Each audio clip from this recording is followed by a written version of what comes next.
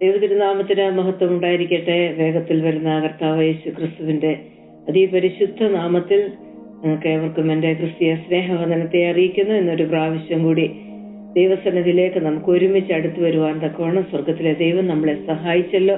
അതോർത്ത് കർത്താവിന് മഹത്വം കൊടുക്കുന്നു. നമ്മൾ പ്രാർത്ഥിച്ച വിഷയങ്ങൾക്കൊക്കെയും അവന്റെ അതിവേഗത്തിലോടുന്ന വചനം അയച്ച് സൗഖ്യം തരികയും ഗിലെയാദിലെ തൈലത്താൽ ഇന്ന് നമ്മളെ തൊട്ട് സൗഖ്യമാക്കി നിറച്ച് പറഞ്ഞയക്കേണ്ടതിനായിട്ട് ദൈവസന്നിധിയിൽ നമ്മളെ താഴ്ത്തി സമർപ്പിക്കാം. വീണ്ടും ദൈവവചനത്തിന്റെ മുമ്പാകെ നമ്മൾ കടന്നു വന്നിരിക്കുക. ഈ അഗ്നിമയമായ പ്രമാണം, ആ കർത്താവിന്റെ ഹൃദയത്തിന്റെ ആ തുടിപ്പ്, അത് എന്താണെന്ന് മനസ്സിലാക്കുവാൻ തക്കവണ്ണം ഇന്ന് ദൈവസന്നിധിയിലേക്ക് നമുക്ക് അടുത്തു ചെല്ലാം. കർത്താവെ, നീ എന്താ ചിന്തിക്കുന്നത്? അങ്ങ് എന്താണ് ഞങ്ങളെക്കുറിച്ച് ആഗ്രഹിക്കുന്നത്? അങ്ങ് എന്താണ് ഞങ്ങളെ മനസ്സിലാക്കി തരാനായിട്ട് ആഗ്രഹിക്കുന്നത്? അങ്ങയുടെ വഴികൾ എന്താ? ഞങ്ങൾ നനച്ചു വെച്ചിരിക്കുന്ന ചില വഴികളോ ഞങ്ങൾ പഠിച്ചു വെച്ചിരിക്കുന്നതല്ല, പിന്നെയോ അങ്ങ് എന്താണ് ആഗ്രഹിക്കുന്നത്? അങ്ങയുടെ ഹൃദയം എന്താണ്? ആ സ്പന്ദനം എന്താണ്? ആ തുടിപ്പ് എന്താണ് എന്ന് മനസ്സിലാക്കാനുള്ള ആഗ്രഹത്തോടെ ഇന്ന് രാവിലെ കാലം നമുക്ക് ദൈവസന്നിധിയിലേക്ക് അടുത്തു വരികയാണെങ്കിൽ തീർച്ചയായിട്ടും അവൻ നമ്മളോട് സംസാരിക്കും. നമ്മൾ എബ്രായ ലേഖനത്തിൽ നിന്ന് അത് വിശ്വാസ വീരന്മാരുടെ ഒരു പട്ടിക പഠിച്ചുകൊണ്ടിരിക്കുകയായിരുന്നു. കഴിഞ്ഞ ആഴ്ച നമ്മൾ ദാവീദിനെ കുറിച്ച് കുറച്ച് കാര്യങ്ങൾ പറഞ്ഞു. ദാവീദിനെ കുറിച്ച് എത്ര പറഞ്ഞാലും തീരത്തില്ല. ഏറ്റവും കൂടുതൽ എനിക്ക് തോന്നുന്നു വിവരണങ്ങൾ ഉള്ളത് ദാവീദിനെ കുറിച്ചാണ്. അബ്രഹാമിനെ കുറിച്ചോ, യാക്കോബ്, ഇസഹാക്ക്, യാക്കോബ്, അങ്ങനെ കുറെ പേരുടെ കാര്യമൊക്കെ പറഞ്ഞു. പക്ഷെങ്കിൽ ദാവീദിനെ കുറിച്ച് 1 സാമുവേൽ 2 സാമുവേൽ അങ്ങനെ തിരുവചനത്തിലുടനീളം ദാവീദിനെ കുറിച്ച് ഉള്ള വിവരണങ്ങൾ നമുക്ക് കാണാനായിട്ട് സാധിക്കുന്നു. എബ്രായർക്ക് എഴുതിയ ലേഖനം 11-ാം അധ്യായത്തിന്റെ 32-ാം വാക്യം ഒന്നുകൂടി ഞാൻ വായിക്കട്ടെ. ഇനി എന്താ പറയേണ്ടു? ഗിദെയോൻ, ബാരാക്ക്, ശിംശോൻ, ഇബ്താഹ്, ദാവീദ് എന്നിവരെയും ശമൂവേൽ മുതലായ പ്രവാചകന്മാരെയും കുറിച്ച് വിവരിപ്പാൻ സമയം പോരാ. ദാവീദിനെ കുറിച്ച് വിവരിപ്പാൻ ഒട്ടും സമയം പോരാ എന്നിവിടെ എബ്രായ ലേഖന കർത്താവ് വ്യക്തമായിട്ട് പറയുന്നത് നമുക്ക് കാണാനായിട്ട് സാധിക്കുന്നു. അപ്പോൾ നമുക്ക് കുറച്ച് കാര്യങ്ങളും കൂടെ ദാവീദിനെ കുറിച്ച് ഒന്ന് പറയാനായിട്ട്, എന്ന് പറഞ്ഞാൽ ചിന്തിക്കുവാനായിട്ട്, ക്രിസ്തുവിന്റെ ആഴം ഒന്ന് നമ്മുടെ ഹൃദയത്തിൽ ഒരിക്കൽ കൂടി ഒന്ന് തൊട്ടുണർത്താനായിട്ട് ഇന്നത്തെ രാവിലത്തെ വചന പഠനം നമ്മളെ സഹായിക്കട്ടെ. ദാവീദ് രാജാവിനെ പലപ്പോഴും നമ്മള് ഇസ്രായേലിന്റെ ശ്രേഷ്ഠനായ ഒരു നായകനായിട്ട്, രാജാവായിട്ടാണ് നമ്മൾ കാണുന്നത്. ഗോലിയാത്തിനെ വീഴ്ത്തിയ ഇടയബാലൻ, അതുപോലെ ഇസ്രായേൽ രാജ്യത്തെ വികസിപ്പിച്ചെടുത്ത ഒരു നല്ല യോദ്ധാവ്, ഒരു മൈറ്റി വാരിയർ. തന്നെയുമല്ല, എല്ലാം കഴിഞ്ഞിട്ട് ദൈവത്തിന്റെ സ്വന്തം ഹൃദയത്തിന് ഇണങ്ങിയ ഒരു മനുഷ്യൻ. എന്നാൽ ദാവീദിന്റെ കഥ നമ്മൾ ചിന്തിക്കണം, അതൊരു വെറും കഥയായിട്ടോ അല്ലെങ്കിൽ കുറച്ച് യുദ്ധങ്ങളായിട്ടോ കവണയിൽ കല്ല് വെച്ച് എറിഞ്ഞ ഒരു നല്ല കഴിവുള്ള ഒരു കുഞ്ഞു ബാലനായിട്ടോ സങ്കീർത്തനങ്ങൾ എഴുതിയ ഒരു മനുഷ്യനായിട്ടോ മാത്രമല്ല, മറ്റ് ധാരാളം ദാവീദിന്റെ ജീവിതത്തിൽ മറ്റൊരു വശത്തേക്ക് നമ്മൾ നോക്കിയാൽ ഇങ്ങനെ ഒരു വ്യക്തിക്ക് എങ്ങനെ ഈ ഒരു നിലകളിലേക്ക് ഉയരാൻ കഴിഞ്ഞു, എങ്ങനെ ഈ ദൈവത്തെ കടന്ന് വിശ്വസിക്കാൻ കഴിഞ്ഞു എന്നൊക്കെ അതിശയിപ്പിക്കുന്ന ധാരാളം കാര്യങ്ങൾ നമുക്ക് ദാവീദിന്റെ ജീവിതത്തിൽ കാണാനായിട്ട് സാധിക്കുന്നു. ദാവീദിന്റെ കുടുംബത്തിലേക്ക് നോക്കിയാൽ വളരെ സങ്കീർണമായ പ്രശ്നങ്ങളായിരുന്നു അവിടെ ഉണ്ടായിരുന്നത്. നമ്മൾ ചിന്തിക്കും, എല്ലാ കൊട്ടാരമുണ്ട്, ദേവദാരുമുണ്ട്, എല്ലാരും രാജാവിന്റെ മുമ്പിൽ ഓച്ചാനിച്ച് നിൽക്കുന്നു. അതൊന്നുമല്ല. ദാവീദിന്റെ ജീവിതത്തിനകത്തും കുടുംബജീവിതത്തിലും മക്കളോടുള്ള ബന്ധത്തിലും ഭാര്യമാരോടുള്ള ബന്ധത്തിലും ഒക്കെ വളരെ സീരിയസ് ആയിട്ടുള്ള പ്രശ്നങ്ങൾ ഉണ്ടായിരുന്നു. അതിൽ കൂടെ എല്ലാം കടന്നു പോകുമ്പോഴേ താൻ ഏറെ ബലഹീനനായിട്ടുള്ളൊരു മനുഷ്യനാണെന്ന് വേദപുസ്തകം നമ്മളെ ചൂണ്ടിക്കാണിക്കുന്നു. ദാവീദിന്റെ സങ്കീർത്തനത്തിൽ നമുക്ക് കാണാൻ കഴിയുന്നു അവൻ ഏറെ ബലഹീനനായിരുന്നു എന്നുള്ളത്. അവന് ഒരു കൃമിയെ പോലെ, അതുപോലെ തന്നെ തിരുവചനത്തിൽ പറയുന്നു, എന്തോ ഒരു ചെള്ളിനെ പോലെ അവനെ ശൗല ഇട്ട് ഓടിക്കുന്നു, ഒരു നായെ പോലെ അവനെ വിചാരിക്കുന്നു എന്നൊക്കെ ദാവീദിനെ തന്നെ അഡ്രസ് ചെയ്യുന്നുണ്ട്. അപ്പോൾ ചില കാര്യങ്ങൾ നമ്മൾ ചിന്തിച്ചാൽ നമുക്ക് തന്നെ അത്ഭുതം തോന്നുന്ന തരത്തിലാണ് ദാവീദിന്റെ ചരിത്രങ്ങൾ നമുക്ക് കാണാൻ സാധിക്കുന്നത്. ദാവീദിന്റെ വംശാവലി നോക്കിയാൽ നമ്മൾ പറയും ദാവീദ് യഹൂദ ഗോത്രത്തിലെയാണ് ദാവീദ്, മശിഹ ദാവീദിൽ നിന്ന് വന്നു, അതൊക്കെ പറഞ്ഞ് നമ്മൾ വളരെ അഭിമാനത്തോടെ നമ്മൾ സംസാരിക്കുന്നു. എന്നാൽ മറന്നു പോകരുതാത്തൊരു കാര്യമുണ്ട്. ദാവീദിനൊരു മോവാബ്യ വംശാവലിയുണ്ട്. ദാവീദ് രാജാവിന്, ദാവീദ് പുത്രൻ എന്ന് പേരെടുത്ത കർത്താവായ യേശു ക്രിസ്തു വന്നു പിറന്ന ദാവീദിന് പിന്നാമ്പുറത്ത് ഒരു മോവാബ്യ വംശവുമായിട്ടൊരു ബന്ധവുമുണ്ട്. ഇത് ദാവീദിന്റെ കഥയിൽ വെറും ഒരു അടിക്കുറിപ്പായിട്ട് ഒരു ഇൻഫർമേഷൻ മാത്രമല്ല. ദൈവത്തിന്റെ പദ്ധതികൾ അതിൽ നമുക്ക് മനസ്സിലാകുന്നത് രക്തബന്ധത്തെക്കാളും മനുഷ്യൻ കെട്ടിയിരിക്കുന്ന സകല അതിർത്തികളെക്കാളും സാധ്യമാകത്തില്ല, വല്ല നന്മയും വരുമോ എന്ന് ഓർത്ത് നിൽക്കുന്ന സാഹചര്യത്തിന്റെ നടുവിലും ദൈവത്തിന് ചില പദ്ധതികൾ ഉണ്ടെന്നുള്ളതിന്റെ ഒരു ഓർമ്മപ്പെടുത്തലാണ് ദാവീദിന്റെ ജീവിതം. അന്ന് അത് തന്നെയല്ല, ദൈവരാജ്യത്തിന് പുറത്തുള്ളവരെ കുറിച്ചും ദൈവത്തിന് ചിന്തയുണ്ടെന്ന് നമുക്കിതിൽ നിന്ന് മനസ്സിലാകും. എന്തേ മോവാബ്യ വംശാവലി എന്ന് പറയാനുള്ള കാരണം മറ്റൊന്നുമല്ല, മോവാബ്യ സ്ത്രീയായ രൂത്തിന്റെ വംശാവലിയിൽ രൂത്ത് ബോവാസ് റൂത്തിനെ വിവാഹം കഴിക്കുന്നു. അങ്ങനെ ബോവാസിൽ നിന്ന് ഇശായി വരുന്നു, ഇശായിൽ നിന്ന് ദാവീദ് വരുന്നു. നോക്കണം, അപ്പോൾ അങ്ങനെ ഒരു വല്യമ്മച്ചി, ഒരു ഗ്രേറ്റ് ഗ്രാൻഡ് മദർ ആരായിരുന്നു? ഒരു വെറും മോവാബ്യ സ്ത്രീയായ റൂത്ത്. അപ്പോൾ ദാവീദിന്റെ പൊന്നാമ്പുറത്തേക്ക് നമ്മൾ നോക്കിയാൽ ഒരു മോവാബ്യ വംശാവലി ദാവീദിനുണ്ടായിരുന്നു. എന്നാൽ ദൈവത്തിന് അതൊന്നും ഒരു തടസ്സമായിരുന്നില്ല.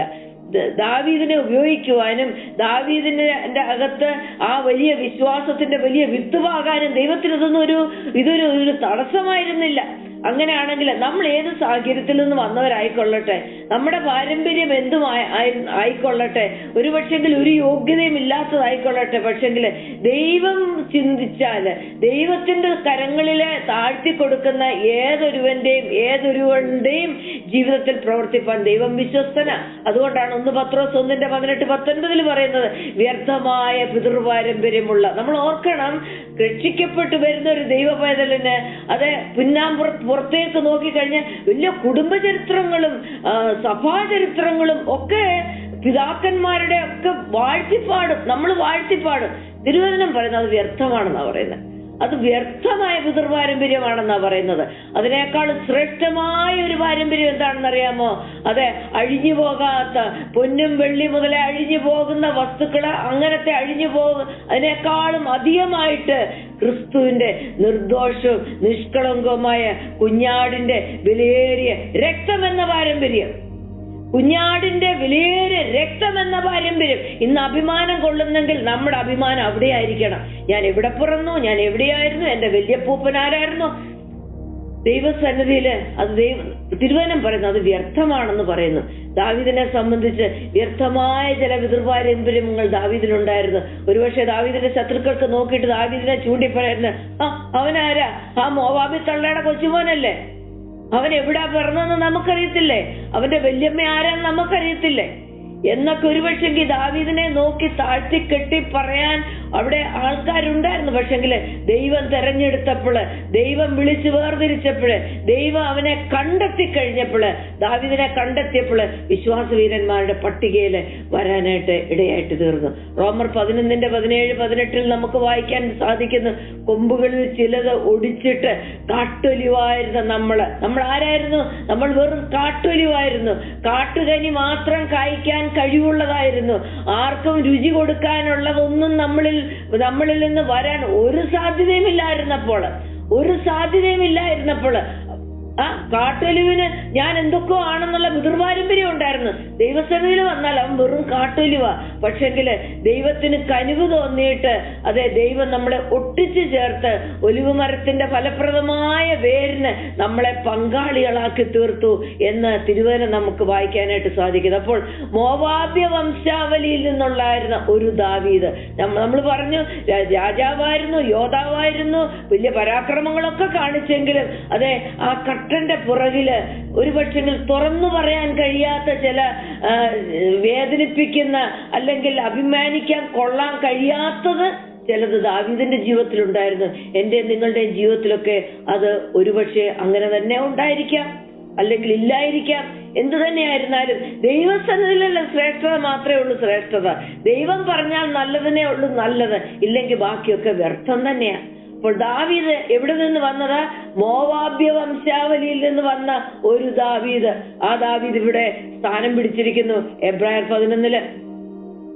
അടുത്തതായിട്ട് നമുക്ക് ദാവീദിനെ കുറിച്ച്, ദാവീദിന്റെ ചില ജീവിതത്തിൽ വന്നുപോയ ഇടിവുകൾ, വേദനകളെ കുറിച്ച് ഇന്ന് അതിന്റെ ഒരു ലിസ്റ്റായിരുന്നു നമ്മൾ പറയാൻ പോകുന്നത്. രണ്ടാമതായിട്ട് കഴിഞ്ഞ ആഴ്ച നമ്മൾ മെഡിറ്റേറ്റ് ചെയ്തപ്പോഴ് ദാവീദിന്റെ അനുതാപമുള്ള ഹൃദയം, ദൈവത്തിങ്കിലേക്കുള്ള മടങ്ങി വരവ്, ദാവീദിന്റെ ആരാധന, ദൈവത്തെ മുൻനിർത്തിയുള്ള ജീവിതം, അതിനെക്കുറിച്ചൊക്കെ നമ്മൾ പറഞ്ഞു. എന്നാൽ ഇങ്ങനെ ഒരു മുഖം ദാവീദിന് ഉണ്ട്.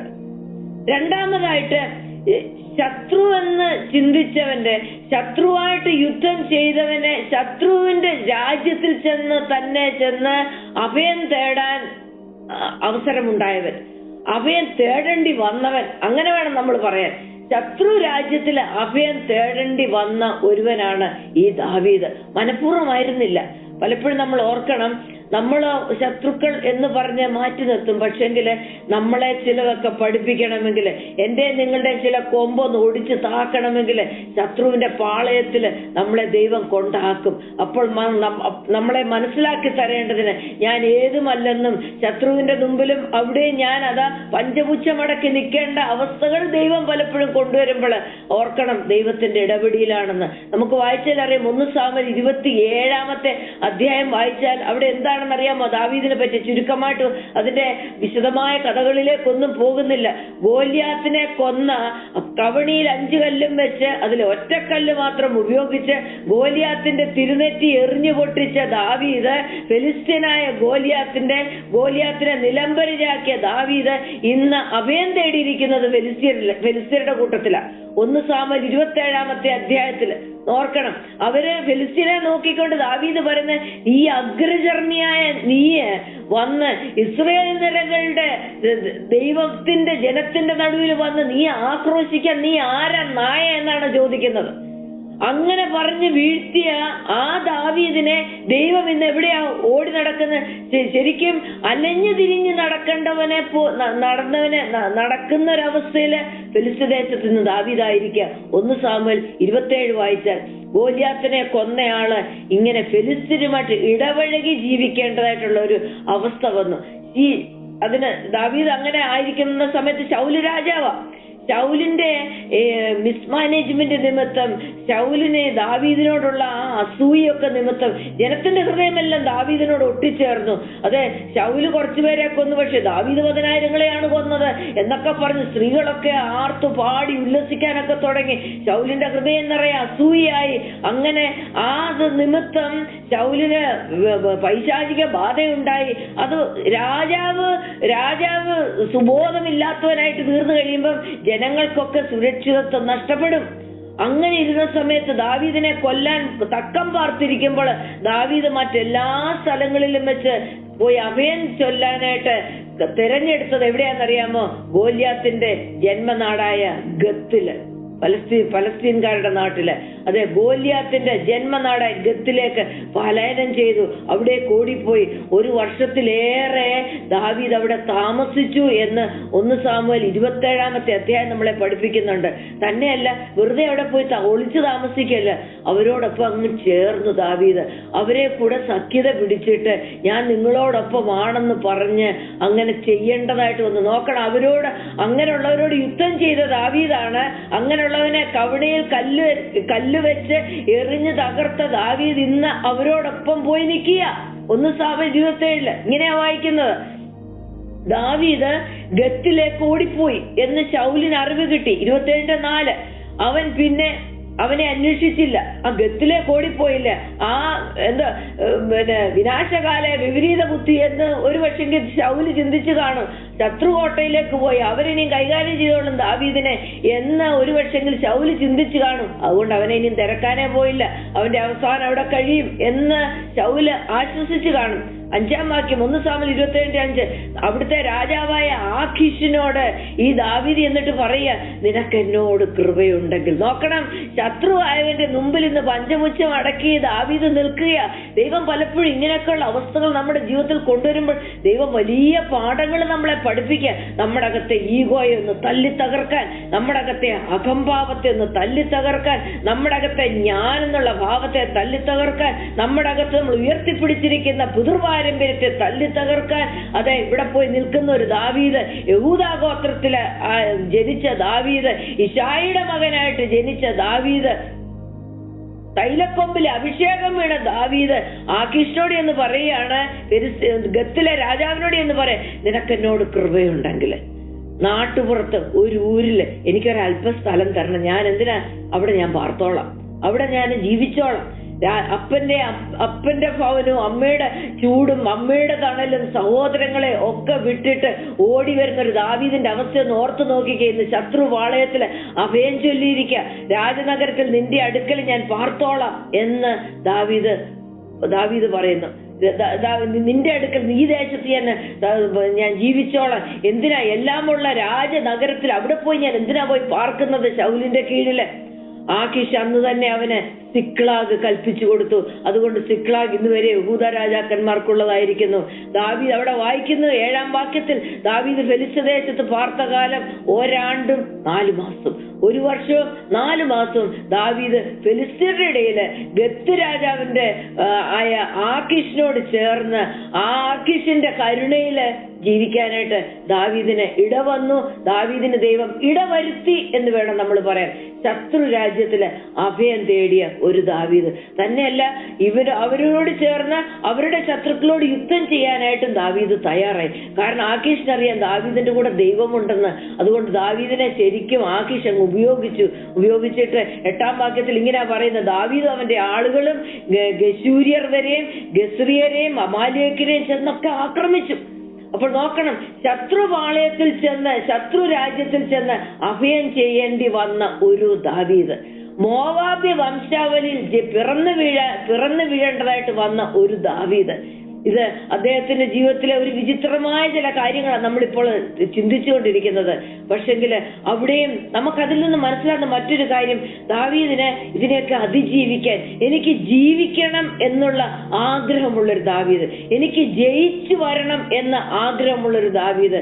ശൗലിന്റെ കയ്യാൽ കൊന്നങ്ങ് ഞാൻ ചത്തു പൊക്കോട്ടെ എന്ന് വിചാരിച്ചില്ല. പിന്നെ എനിക്ക് അതിജീവിക്കണം, എനിക്ക് ഓവർകം ചെയ്യണം, എനിക്കിതിനെ വിക്ടോറിയസ് ആയിട്ട് ഇതിന്റെ അപ്പുറം കടക്കണം എന്ന് വാഞ്ചയുണ്ടായിരുന്ന ഒരു ഒപ്റ്റിമിസ്റ്റിക് ആറ്റിറ്റ്യൂഡ് ആയിരുന്നു ദാവീദിനുണ്ടായിരുന്നത്. അങ്ങനെ ഒരു വാസനയുള്ള ദാവീദിനെ ഇവിടെ കാണാൻ സാധിക്കുന്നു. ഒരു യോദ്ധാവ് മാത്രമല്ല, ഒരു നല്ല നയതന്ത്രജ്ഞനും, നയത്തോടെ രാജാക്കന്മാരോട് കൂടെ നിൽക്കാൻ കഴിവുള്ളവന്, ചിലപ്പോൾ ശത്രുക്കളിൽ നിന്ന് തന്നെ തനിക്ക് സഖ്യകക്ഷികളെ ഉണ്ടാക്കുക, അപ്രകാരം ചെയ്യുന്ന ഇപ്പൊ ഇന്നൊക്കെ കാണുന്ന ശരിക്കും ചില പൊളിറ്റിക്സിലെ ചില കാര്യങ്ങളൊക്കെ തന്നെ ദാവീദ് തന്റെ ജീവിതത്തിൽ ചെയ്തിരുന്നു. ഇതൊക്കെ ദാവീദിന്റെ പിന്നാമ്പുറത്തെ മറ്റൊരു സൈഡ്. നല്ല പാട്ടുകാരനും ആരാധനക്കാരനും ഒക്കെ ആയിരുന്നു എന്നതിനോട് ചേർത്ത് നമ്മൾ ചിന്തിക്കേണ്ട ചില കാര്യങ്ങളാണ് നമ്മളിവിടെ പറയുന്നത്. ഒരുപക്ഷെങ്കിൽ ദാവീദിന്റെ ഹൃദയം അവനോട് ഒട്ടിച്ചേർന്നിട്ടുണ്ടായിരിക്കത്തില്ല. അവൻ ദൈവമില്ലാത്തവൻ, എന്നാൽ ഇത് ഇസ്രായേലിന്റെ ദൈവത്തെ ആരാധിക്കുന്നവന് പക്ഷെങ്കില് അവനുമായിട്ട് ഒരു ഡിപ്ലോമാറ്റിക് സഖ്യത നടിച്ചു പോകുന്ന ഒരു ദാവീദിനെ കാണാൻ സാധിക്കുന്നു. ഇവിടെ നമുക്ക് പഠിക്കേണ്ട ഒരു കാര്യം എന്താണെന്ന് അറിയാമോ? അദൃശ്യവാക്യത്തിലെ 16-7 വായിക്കുന്നു, ഒരുത്തന്റെ വഴികൾ യഹോവയ്ക്ക് ഇഷ്ടമായിരിക്കുമ്പോൾ അവൻ അവന്റെ ശത്രുക്കളെ അവനോട് ഇണക്കുന്നു. ദൈവത്തിന്റെ വഴികളിൽ നമ്മളൊന്ന് നടക്കാൻ തീരുമാനിച്ചാൽ നമ്മളുടെ അടുത്ത് ആക്രോശിച്ചു നിൽക്കുന്ന, നമ്മളെ തിന്നുകളയുമെന്ന് ഓർത്ത് നിൽക്കുന്ന ശത്രുവിനെ പോലും നമ്മളോടുകൂടെ ഇണക്കുന്ന ദൈവത്തിന്റെ പദ്ധതി. ഇതൊക്കെ ദാവീദിന്റെ ജീവിതത്തിൽ ആരാ ചെയ്യുന്നത്? ദൈവത്തിന്റെ ചില വഴികളാണ്. ദൈവമാണ് ആഖീഷ് രാജാവിന്റെ ഹൃദയത്തിൽ പ്രവർത്തിച്ചിട്ട് ദാവീദിന് അവിടെ അഭയം കൊടുക്കുന്നത്. അതുകൊണ്ടാണ് സദൃശവാക്യത്തിൽ വായിക്കുന്നത്, ഒരുത്തന്റെ വഴിയിൽ യഹോവയ്ക്ക് പ്രസാദം ഉണ്ടായാല് അവന്റെ ശത്രുക്കളെല്ലാം അവനോട് ഇണക്കും. ഇന്നലെ വരെ ശത്രുവായിട്ട് നിന്നവന് ഇന്ന് മിത്രമായിട്ട് നിൽക്കുക മാത്രമല്ല, നമുക്ക് ഉപകാരം ചെയ്യാനും എന്ത് ചെയ്യാനും താല്പര്യത്തോടെ നിൽക്കുന്ന ശത്രുവിനെയും ഒരു ദൈവ പൈതലിന് അനുഭവിക്കാനായിട്ട് കഴിയും. അതുകൊണ്ട് ദാവീദിന്റെ ജീവിതത്തിൽ നമ്മൾ പഠിക്കേണ്ട ഒരു കാര്യം, എന്റെ നീതിമാന് വിശ്വാസത്താൽ ജീവിക്കും. 11-ാമത്തെ അധ്യായത്തില് അവിടെ നമുക്ക് എബ്രായ ലേഖനത്തിൽ നമുക്ക് കാണാൻ സാധിക്കുന്നു. 10-ാമത്തെ അധ്യായത്തിൽ എന്റെ തൊട്ടു മുമ്പില് എന്റെ നീതിമാൻ വിശ്വാസത്താൽ ജീവിക്കുന്നു, പിന്മാറുന്നുവെങ്കിൽ എന്റെ ഉള്ളത്തിന് അവനിൽ പ്രസാദമില്ല. പിന്മാറുന്നവരുടെ കൂട്ടത്തിലായിരുന്നില്ല ദാവീദ്. ഇവിടം കൊണ്ട് തീർന്നു, ഇവിടം വരെ ഉള്ളൂ, ദൈവത്തിന് ഇവിടെ വരെ ചെയ്യാൻ കഴിയത്തുള്ളൂ എന്ന് പറഞ്ഞ് ദാവീദ് ഫുൾ സ്റ്റോപ്പ് ഇട്ടില്ല. അവൻ പിന്മാറുന്നു. അങ്ങനെ പിന്മാറുന്നവരുടെ കുറിച്ച് ദൈവത്തിന്റെ ഉള്ളിൽ പ്രസാദമില്ല എന്നാ തിരുവചനം വായിക്കുന്നത്. എബ്രായർ 10:38-39 പിന്നെയോ നാമോ നാശത്തിലേക്ക് പിന്മാറുന്നവരുടെ കൂട്ടത്തിലല്ല, വിശ്വസിച്ച് ജീവരക്ഷ പ്രാപിക്കുന്നവരുടെ കൂട്ടത്തിൽ അത്രയാകുന്നു. അപ്പോൾ ശത്രുക്കളുടെ നടുവിലും ദൈവം ശത്രുക്കളെ അവനോട് ഇണക്കി നിർത്തുന്ന ആ ദൈവപ്രവൃത്തി അനുഭവിപ്പാൻ കഴിഞ്ഞ ഒരു ദാവീദ്. അപ്പോൾ നമ്മൾ രണ്ട് കാര്യം കണ്ടു. മോവാബ്യ വംശാവലി ഉണ്ടായിരുന്ന ഒരു ദാവീദ്, ശത്രുപാളയത്തിൽ ചെന്ന് അഭയം ചൊല്ലേണ്ടി വന്ന ഒരു ദാവീദ്, ഗത്തില് ഫെലിസ്ത്യരുടെ കൂട്ടത്തിൽ ചെന്ന് പാർക്കേണ്ടി വന്ന ഒരു ദാവീദിനെ നമ്മളിവിടെ കണ്ടു. മൂന്നാമതായിട്ട് അടുത്തൊരു കാര്യം നമുക്കറിയാം, ദാവീദ് ഒരു നല്ല മ്യൂസിഷ്യനാണ്, വീണാവായനയിൽ വളരെ നിപുണനാണ് ദാവീദ്. എന്നാലും അതിനും അപ്പുറത്തേക്ക് പോകുന്ന വെറും ഒരു ഇൻസ്ട്രുമെന്റ് വായിക്കുന്ന ഒരുവൻ മാത്രമായിരുന്നില്ല. ഇന്ന് റെന്റിന് വിളിച്ച ഒരുപാട് ഇൻസ്ട്രുമെന്റ് വായിക്കുന്നവരെ നമുക്ക് കാണാൻ സാധിക്കും. പക്ഷെങ്കിൽ റെന്റിന് വിളിച്ച പണം കൊടുത്ത് ഗിറ്റാർ വായിക്കുന്നവരും പണം കൊടുത്ത് പിയാനോ വായിക്കുന്നവരെ അല്ല ദൈവസന്നിധിയിൽ വേണ്ടത്. ദൈവസന്നിധിയിൽ വേണ്ടത് അവർ സംഗീത ഉപകരണങ്ങളെ മുഴക്കുമ്പോൾ പിശാച് വാലും ചുരുട്ടി ഓടണം. അഭിഷേകമുള്ളവരെയാണ് വേണ്ടത്. അപ്പോൾ ദാവീദിന്റെ മ്യൂസിക്കൽ കഴിവ്, സ്കിൽസ് എന്ന് പറഞ്ഞാൽ it went beyond his heart. അവന്റെ കയ്യിലുള്ള വീണയെക്കാളും അപ്പുറം പോകുന്നതായിരുന്നു ദാവീദിന്റെ കഴിവ്. ഇന്ന് പലതും കഴിവുകൾ നമ്മുടെ ഉള്ളിലുണ്ട്, നമ്മുടെ കരത്തിലുണ്ട്. പക്ഷെങ്കിൽ അത് എത്രമാത്രം നമുക്ക് അഭിഷേകത്തോടെ ചേർത്ത് വെക്കാൻ, അതിന്റെ മേൽ എത്രമാത്രം അഭിഷേകമുണ്ട് എന്നുള്ളത് നമ്മൾ ചിന്തിക്കേണ്ട ഒരു കാര്യമാണ്. അപ്പോൾ ദാവീദിന്റെ ജീവിതത്തിൽ സംബന്ധിച്ച് സംഗീതത്തിലുള്ള കഴിവുകൾ, വീണവായിലുള്ള നൈപുണ്യം, അതിനേക്കാളൊക്കെ അപ്പുറത്തേക്കും പോകുന്ന ഒരു കഴിവ് ദാവീദിനുണ്ടായിരുന്നു. ദാവീദിന്റെ വീണവായന നമുക്കറിയാം, ശൗര്യനെ പൈശാചിക ശക്തിയിൽ നിന്നൊക്കെയും വിടുവിക്കുന്നത് നമ്മൾ വായിച്ചിട്ടുണ്ട്. ധാരാളം സങ്കീർത്തനങ്ങൾ തന്റെ അനുഭവത്തിൽ നിന്നൊക്കെ പുറത്തു വന്നു ദാവീദിന്റെ ജീവിതത്തിൽ. അതെ, അനുഭവങ്ങളിൽ നിന്ന് പുറത്തു വന്നു. ഇന്ന് പ്രിയ എലിസബത്ത് പറഞ്ഞ പോലെ അനുഭവത്തിൽ നിന്ന് വരുന്ന ദൂത് എന്ന് പറഞ്ഞാൽ അനുഭവം പറയണമെന്നില്ല. ആ ദൂതിന് അമ്പിന്റെ മൂർച്ചയുണ്ടായിരിക്കും. ആ അമ്പ് നമ്മുടെ വില്ലിൽ വെച്ച് തൊടുത്തു വിട്ടാലുണ്ടല്ലോ, ഇത് അനുഭവത്തിൽ നിന്ന് വരുന്നതായതുകൊണ്ട് അനുഭവത്തിൽ നിന്ന് വരുന്ന വാക്കുകൾക്ക് അവിടെ വലിയ സ്വാധീനം ചെലുത്താനായിട്ട് കഴിയും. ഇങ്ങനെ ദാവീദ് തന്റെ അനുഭവത്തിൽ എഴുതിയ സങ്കീർത്തനങ്ങൾ ഇന്നും നമ്മൾ വായിച്ചു തീർന്നിട്ടില്ല, ഇന്നും നമ്മൾ മെഡിറ്റേറ്റ് ചെയ്ത് തീർന്നിട്ടില്ല, ഇന്നും പാടി തീർന്നിട്ടില്ല. എന്നാല് ദാവീദ് വെറും ഒരു വീണവായനക്കാരൻ മാത്രമല്ല എന്ന് നമുക്കിതിൽ നിന്ന് മനസ്സിലാകുന്നല്ലേ. അദ്ദേഹം ഒരു മ്യൂസിക്കൽ ഇന്നോവേറ്ററുമായിരുന്നു. ചില സംഗീതത്തിന്റെ പുതിയ തലങ്ങൾ സൃഷ്ടിക്കാനും കഴിവുള്ളവനായിരുന്നു. തന്റെ സംഗീതം ഉപയോഗിച്ച് ഭൂതത്തെ പുറത്താക്കാൻ കഴിയുന്നവനും തന്നെയല്ല നല്ലൊരു കൊയർ സംവിധാനം ചെയ്യാനും കഴിവുള്ളവനായിരുന്നു. ആമോസ് 6:5 ഇങ്ങനെയാ വായിക്കുന്ന, ദാവീദ് എന്നതുപോലെ നിങ്ങൾ വാദിത്രങ്ങളെ ഉണ്ടാക്കുന്ന, യഹോവയുടെ സന്നിധിയിൽ നിന്ന് ഓടിപ്പോയ അനുസരണം കെട്ട അനുസരണക്കേടിൽ കടന്നു പോകുന്ന ഇസ്രായേലിനെ നോക്കിക്കൊണ്ട് ആമോസ് പ്രവാചകൻ പറയാ, ദാവീദ് എന്നതുപോലെ നിങ്ങൾ വാദിത്രങ്ങളെ ഉണ്ടാക്കുന്നത്. ദാവീദ് ഉണ്ടാക്കിയ പോലല്ല നിങ്ങൾ ഉണ്ടാക്കുന്നത്. നിങ്ങൾ ഉണ്ടാക്കുന്നത് ദൈവനാമ മഹത്വത്തിന് വേണ്ടിയിട്ടല്ല, നിങ്ങൾ ചെയ്യുന്നതൊന്നും ദൈവനാമത്വത്തിനല്ല. പക്ഷെ ദാവീദ് വാദിത്രങ്ങളെ ഉണ്ടാക്കിയത് അത് ദൈവത്തിന്റെ ആരാധനയ്ക്ക് കൊഴുപ്പ് കൂട്ടാൻ, ദൈവത്തോടുള്ള സ്നേഹത്തിന് ഇനി എങ്ങനെ കൊടുക്കാൻ കഴിയും. അതുകൊണ്ട് ദാവീദ് വാദിത്രങ്ങളെ ഉണ്ടാക്കി എന്ന് ആമോസ് 6:5 വായിക്കുന്നു. ദാവീദ് ചില വാദ്യോപകരണങ്ങളൊക്കെ ദാവീദ് കണ്ടുപിടിച്ചതായിട്ട് നമുക്ക് കാണാൻ കഴിയുന്നു. ഇസ്രായേലിന്റെ ജീവിതത്തെ, ആരാധന ജീവിതത്തെ പോലും മാറ്റിമറിക്കുന്ന രീതിയിൽ ദാവീദിന് വലിയ സ്വാധീനം ഉണ്ടായിരുന്നു.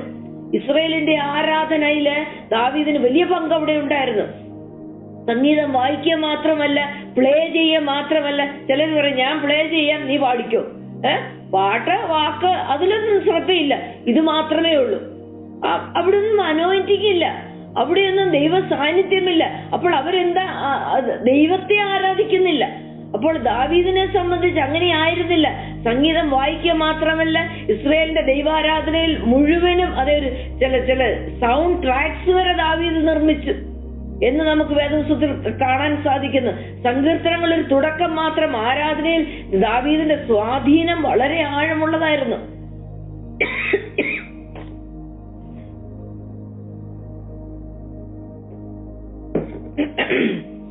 ഓരോ പാട്ട് പാടുമ്പോഴും ദാവീദിന്റെ സ്വാധീനം ഓരോ വരികളിലും ഉണ്ട്. ദാവീദിന്റെ സ്വാധീനം ഇല്ലാത്ത ഒരൊറ്റ പാട്ടുമില്ല. നമ്മൾ ഏത് പാട്ടെടുത്താലും ദാവീദിന്റെ സങ്കീർത്തനത്തിലെ ഒരു ഭാഗം അതിനകത്ത് കാണും. അത്രമാത്രം സ്വാധീനം ദാവീദ് അതിൽ ചെലുത്തിയിരുന്നു. അപ്പോൾ നമ്മൾ പറഞ്ഞ എന്താണ്? ദാവീദിന്റെ വീണ വായനയെ കുറിച്ച്, തന്റെ സംഗീത കഴിവുകള് വെറും വീണവായനിൽ നിന്നും അതിന് അതിദൂരമായിട്ട് പോയിരുന്നു. മറ്റൊന്ന്, ദാവീദിന്റെ ജീവിതത്തിൽ സംഭവിച്ച വേറൊരു വേദനാജനകമായിട്ടുള്ളൊരു കാര്യം, he was cursed by his own wife. സ്വന്തം ഭാര്യയാല് നിന്ദിക്കപ്പെട്ടവൻ, സ്വന്തം ഭാര്യയാല് അപമാനിതനായവൻ. 2 സാമുവേൽ 6:16-23 വരെയുള്ള വാക്യങ്ങൾ വായിച്ചാല് ദാവീദിന്റെ കുടുംബ ജീവിതം ഏറെ സംഘർഷം നിറഞ്ഞതായിരുന്നു. സ്വന്തം ഭാര്യയെ അപമാനിച്ചു കഴിഞ്ഞാൽ ആ ഭർത്താവിന്റെ സ്ഥാനം ഒന്ന് ഓർത്തു നോക്കാം. വീട്ടില് എന്തൊരു വല്ലാത്തൊരു അറ്റ്മോസ്ഫിയർ ആയിരിക്കും. അപ്പൊ ആ മീഖൾ ആ ദാവീദിനെ കാണുന്നത് മുഴുവനും ആ കണ്ണുകൊണ്ടാ. നിങ്ങൾക്ക് ആ സ്റ്റോറി അറിയാമെന്ന് വിചാരിക്കുന്നത്. ഇവിടെ നിയമപെട്ടകവുമായിട്ട് ദാവീദ് കടന്നു വരിക, തന്റെ കൂടെ ഉണ്ടായിരുന്ന കുറെ ആൾക്കാരെയും എല്ലാം കൂട്ടി ദാവീദ് പെട്ടകവുമായിട്ട് കടന്നു വരിക. യെരൂശലേമിലേക്ക് കടന്നു വരുമ്പോൾ മീഖൾ കിളിവാതിൽ കൂടി നോക്കുന്നു. ദാവീദ് ഒരു പഞ്ഞിനൂൽ വസ്ത്രം ധരിച്ച് അത് നിയമപെട്ടകത്തിന്റെ മുമ്പിൽ നൃത്തം ചെയ്യുന്നത് കണ്ടപ്പോ അയ്യേ യക് എന്ന് പറയുന്ന ഒരു മീഖളിനെ ഫേസ് ചെയ്യേണ്ടതായിട്ട് വന്നു ദാവീദിന്. ഒന്ന് ഓർത്തു നോക്കണം. ദാവീദ് തനിച്ചല്ല, ജനങ്ങളുടെ മുമ്പില്, താൻ ഭരിക്കുന്ന ജനങ്ങളുടെ മുമ്പില്, താൻ രാജാവായിട്ടിരിക്കുക, തന്റെ പ്രജകളുടെ മുമ്പില്. അങ്ങനെ ദാവീദിന്റെ കുടുംബജീവിതം ഏറെ സംഘർഷം നിറഞ്ഞതായിരുന്നു. ദാവീദിന്റെ മക്കളെ കൊണ്ട് ദാവീദിന് കുറച്ചൊന്നുമല്ല വേദനയുണ്ടായത്. ദാവീദിന്റെ ഒരു ഭാര്യയിലെ മകനെ വേറൊരു ഭാര്യയിലെ മകളെ റേപ്പ് ചെയ്ത ചരിത്രമുണ്ട് ദാവീദിന്റെ ജീവിതത്തില്. ഓർത്തു നോക്ക്, ദാവീദിനെ കൊല്ലാനായിട്ട് ദാവീദിന്റെ സ്വന്തം മകൻ ദാവീദിന്റെ പിന്നാലെ കൂടിയിട്ടുണ്ട്. ഇങ്ങനെ സംഘർഷം നിറഞ്ഞൊരു അറ്റ്മോസ്ഫിയർ ആയിരുന്നു ദാവീദിന്റെ ജീവിതത്തിൽ ഉണ്ടായിരുന്നത്.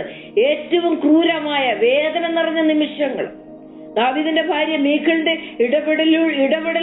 ആയിരിക്കണം ഒരുപക്ഷെ ദാവീദിനെ ഏറെ വേദനപ്പെടുത്തിയത്. കൂടെ ധൈര്യപ്പെടുത്തി നിൽക്കേണ്ടവൾ, പോട്ട് സാരമില്ലെന്ന് പറഞ്ഞ് ആശ്വസിപ്പിക്കേണ്ടവള് ഇന്ന് ദാവീദിനെ നിന്ദിക്കുന്നു. നിയമപ്പെട്ട യെരൂശലേമിലേക്ക് ഏറെ സന്തോഷത്തോടെ, വാദ്യമേളത്തോടെ, നൃത്തങ്ങളോടെ ഒക്കെ ഇങ്ങോട്ട് കൊണ്ടുവരുമ്പോഴ് മീഖളിന് അതിൽ യാതൊരു മതിപ്പും ഉണ്ടായില്ല. ശൗലിന്റെ മകളല്ലേ, യാതൊരു മതിപ്പും മീഖളിനുണ്ടായില്ല. ഒരു സാധാരണക്കാരനെ പോലെ നിസ്സാരനായിട്ട് ഇസ്രായേലിന്റെ രാജാവ് ഇവിടെ കിടന്ന് തുള്ളുന്നു എന്ന് പറഞ്ഞ് ദാവീദിനെ പരിഹസിച്ചത് 2 സാമുവേൽ 6:16 തൊട്ടുള്ള വാക്യങ്ങളിൽ കാണാൻ കഴിയുന്നു. ദാവീദിന്റെ ജീവിതത്തിലെ ചില തിക്ത അനുഭവങ്ങളെ കുറിച്ചാണ് നമ്മൾ പറയുന്നത്. അതും ദാവീദ് കണ്ടു. പക്ഷെങ്കിൽ അത് നിമിത്തം എന്തുണ്ടായി? മീഖളിന് ജീവപര്യന്തം കുട്ടികളൊന്നും ഉണ്ടായില്ല എന്ന് നമുക്ക് കാണാൻ കഴിയുന്നു. ദൈവം അതിനോട് പ്രതികരിച്ചു.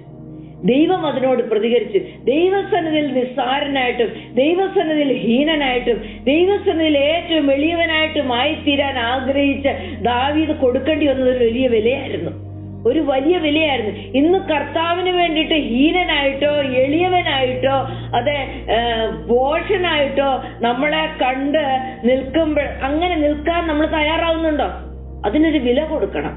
അതിനൊരു വില കൊടുത്തേ മതിയാകത്തുള്ളൂ. അല്ലാതെ അന്നേരം അയ്യോ നല്ലതാ കേട്ടോ ചെയ്തു എന്ന് പറഞ്ഞിട്ട് നമ്മളെ ആരും എൻകറേജ് ചെയ്ത് പെടസിലോട്ട് മുകളിലോട്ട് കയറ്റി ആരും നിർത്തത്തില്ല. കർത്താവിന് വേണ്ടിയിട്ട് നിഷ്കളങ്കമായിട്ട് അതിനു വേണ്ടിയിട്ട് വേർപെട്ടിറങ്ങുന്നോ അവിടെ നിന്ദയുണ്ട്. ഇല്ലെന്നുണ്ടെങ്കിൽ ചിന്തിക്കണം, എവിടെയോ ഒരു കുഴപ്പമുണ്ട്, എവിടെയോ ഞാൻ കോംപ്രമൈസിൽ പോകുന്നൊരു ജീവിതമാണ് എന്റേത്. തിരുവനന്തപുരത്തുടനീളം നമ്മൾ നോക്കിയാൽ കർത്താവിന് വേണ്ടിയിട്ട് വേർതിരിക്കപ്പെട്ടവരുടെ ജീവിതം അതൊരു പട്ടുമെത്ത ആയിരുന്നില്ല. നിന്റെ ക്രൂശെടുത്ത് എന്നെ അനുഗമിക്കുക, അവൻ മാത്രമേ ശിഷ്യനാകാൻ കഴിയത്തുള്ളൂ. ഒരുപാട് പുരുഷാരം യേശുവിന്റെ പിന്നാലെ കടന്നു വന്നു. ഇന്ന് എല്ലാവർക്കും ഇഷ്ടം പുരുഷാരത്തിന്റെ കൂടെ നിൽക്കാൻ. കാരണം എന്താണെന്ന് അറിയാമോ? അവിടെ അപ്പമുണ്ട്, അവിടെ സൗഖ്യമുണ്ട്, അവിടെ മരണത്തിൽ നിന്നും ജീവനിലേക്ക് വരുന്ന അത്ഭുതങ്ങൾ നടക്കുന്നുണ്ട്, അവിടെ കുഷ്ഠരോഗി സൗഖ്യമാകുന്നുണ്ട്, അവിടെ മുടന്തൻ എഴുന്നേറ്റ് നടക്കുന്നുണ്ട്, അവിടെ കുരുടൻ സൗഖ്യമാകുന്നുണ്ട്, അവിടെ ആവശ്യങ്ങളൊക്കെ നടക്കുന്നുണ്ട്. പക്ഷെങ്കില് യേശു പുരുഷാരത്തെ നോക്കിയിട്ട് പുറകോട്ട് നോക്കിയിട്ട് യേശു പറഞ്ഞ എന്താണെന്നറിയാമോ? നിങ്ങൾ എന്റെ പിന്നാലെ വരുവാണോ? പക്ഷെ എനിക്കൊരു കാര്യം പറയാനുണ്ട് നിങ്ങളോട്. എന്നേക്കാൾ അധികമായിട്ട് അപ്പനെയോ അമ്മയോ സഹോദരങ്ങളെയോ സഹോദരിയോ വീടോ ധനമോ നിന്റെ സ്റ്റാറ്റസോ ഒക്കെ സ്നേഹിക്കുന്നതിനൊന്നും ഈ വഴി തിരഞ്ഞെടുക്കരുത്. ഈ വഴി തെരഞ്ഞെടുക്കരുത്. ഇതിനൊരു വിലയുണ്ട്. തന്നെത്താൻ തിരിച്ച് ക്രൂശെടുത്ത് എന്റെ പിന്നാലെ വരുന്നവൻ. അതിനോട് ചേർത്ത് ലൂക്കോസ് സുവിശേഷത്തിൽ പറയുന്നുണ്ട്, ഒരുവനൊരു ഭവനം പണിയാൻ പോയാൽ നമ്മൾ വെറുതെ ഒരു പണിക്ക് കാലെടുത്ത് വെക്കുമോ? നമ്മൾ ആദ്യം അതിന്റെ ബഡ്ജറ്റ് നോക്കും. അതിന്റെ എക്സ്റ്റീരിയർ ചെയ്യണമെങ്കിൽ എത്ര ആകും, അതിന്റെ ഫൗണ്ടേഷൻ ഇടാൻ എത്ര ആകും, അതിന്റെ കല്ലിനും കട്ടയ്ക്കും കമ്പിക്കും എത്ര ആകും, അതിന്റെ അകത്തെ ഫർണിച്ചർ മേടിക്കാൻ എത്ര ആകും, അതിന്റെ അകത്തെ ഇന്റീരിയർ ചെയ്യാൻ എന്താകും. ഇതെല്ലാം കണക്ക് കൂട്ടിയിട്ടല്ലേ നമ്മൾ അതിന് ഒന്നും അല്ലെങ്കിൽ കയ്യിലില്ലെങ്കിൽ ലോണിന് അപ്ലൈ ചെയ്ത് ഇതെല്ലാം കരുതി വെച്ചിട്ട് നമ്മൾ ഭവനത്തിന് ഇറങ്ങത്തുള്ളൂ. കർത്താവ് അത് പറയുന്നു, ഒരുവൻ ഭവനം പണിക്ക് ഇറങ്ങിയാല് നീ ഇതെല്ലാം കണക്ക് നോക്കിയല്ലേ വരത്തുള്ളൂ. ഇല്ലെങ്കിൽ എന്തു പറ്റും?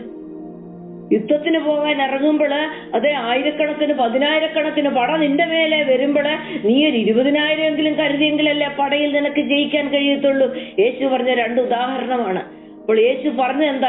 വില കൊടുക്കാൻ തയ്യാറില്ലാത്തവനെ കുറിച്ച് അതിന്റെ അടുത്ത വാക്യം പറയുന്നുണ്ട്, ഉപ്പ് കാരമില്ലാതെ പോയാൽ എന്തൊന്നിനെ കൊണ്ട് അതിനെ പ്രയോജനപ്പെടുത്തും? വളത്തിന് പോലും കൊള്ളത്തില്ല. പുരുഷാരത്തിന്റെ കൂട്ടത്തിൽ നടക്കാമെന്നേ ഉള്ളൂ. കുറച്ച് പോകുന്ന വഴി കുറച്ച് നിലവിളിക്കുമ്പോൾ കുറച്ച് അത്ഭുതങ്ങളൊക്കെ നടക്കും. കർത്താവ് അതിനൊന്നും ആവശ്യക്കാരന്റെ കരയുന്ന കാക്ക കുഞ്ഞുങ്ങൾക്ക് മതത്തിന്റെ ആഹാരം കൊടുക്കുന്നവനാണ് നമ്മുടെ കർത്താവ്. നമ്മുടെ കർത്താവ് എല്ലാവരെയും സ്നേഹിക്കുന്നവനാ. തന്റെ സകല സൃഷ്ടികളോടും കർത്താവിന് കരുണയുണ്ട്. ഇന്ന് നമ്മുടെ ചോദ്യം, നമ്മുടെ തമ്മിലുള്ള വെല്ലുവിളി, ഞാനൊരു ശിഷ്യയാണോ? സമാഗമന കൂടാരത്തിന്റെ ആദ്യത്തെ ഇൻസ്ട്രുമെന്റ് എന്താണെന്ന് അറിയാമോ? യാഗത്തൊട്ടിയ, യാഗപീഠമാ. അവിടെ നമ്മൾ ക്രൂശ് എന്ന് പറയാം, യാഗപീഠം കാണിക്കുന്നത് ക്രൂശിനെ കാണിക്കുന്നു. ആ യാഗപീഠത്തില് ആ ക്രൂശിന്റെ ചുവട്ടിലോട്ട് ഞാൻ എന്നെ തന്നെ സമർപ്പിക്കുമ്പോൾ എനിക്ക് കിട്ടുന്ന എന്താണെന്ന് അറിയാമോ? സൺഷിപ്പാ കിട്ടുന്നത്.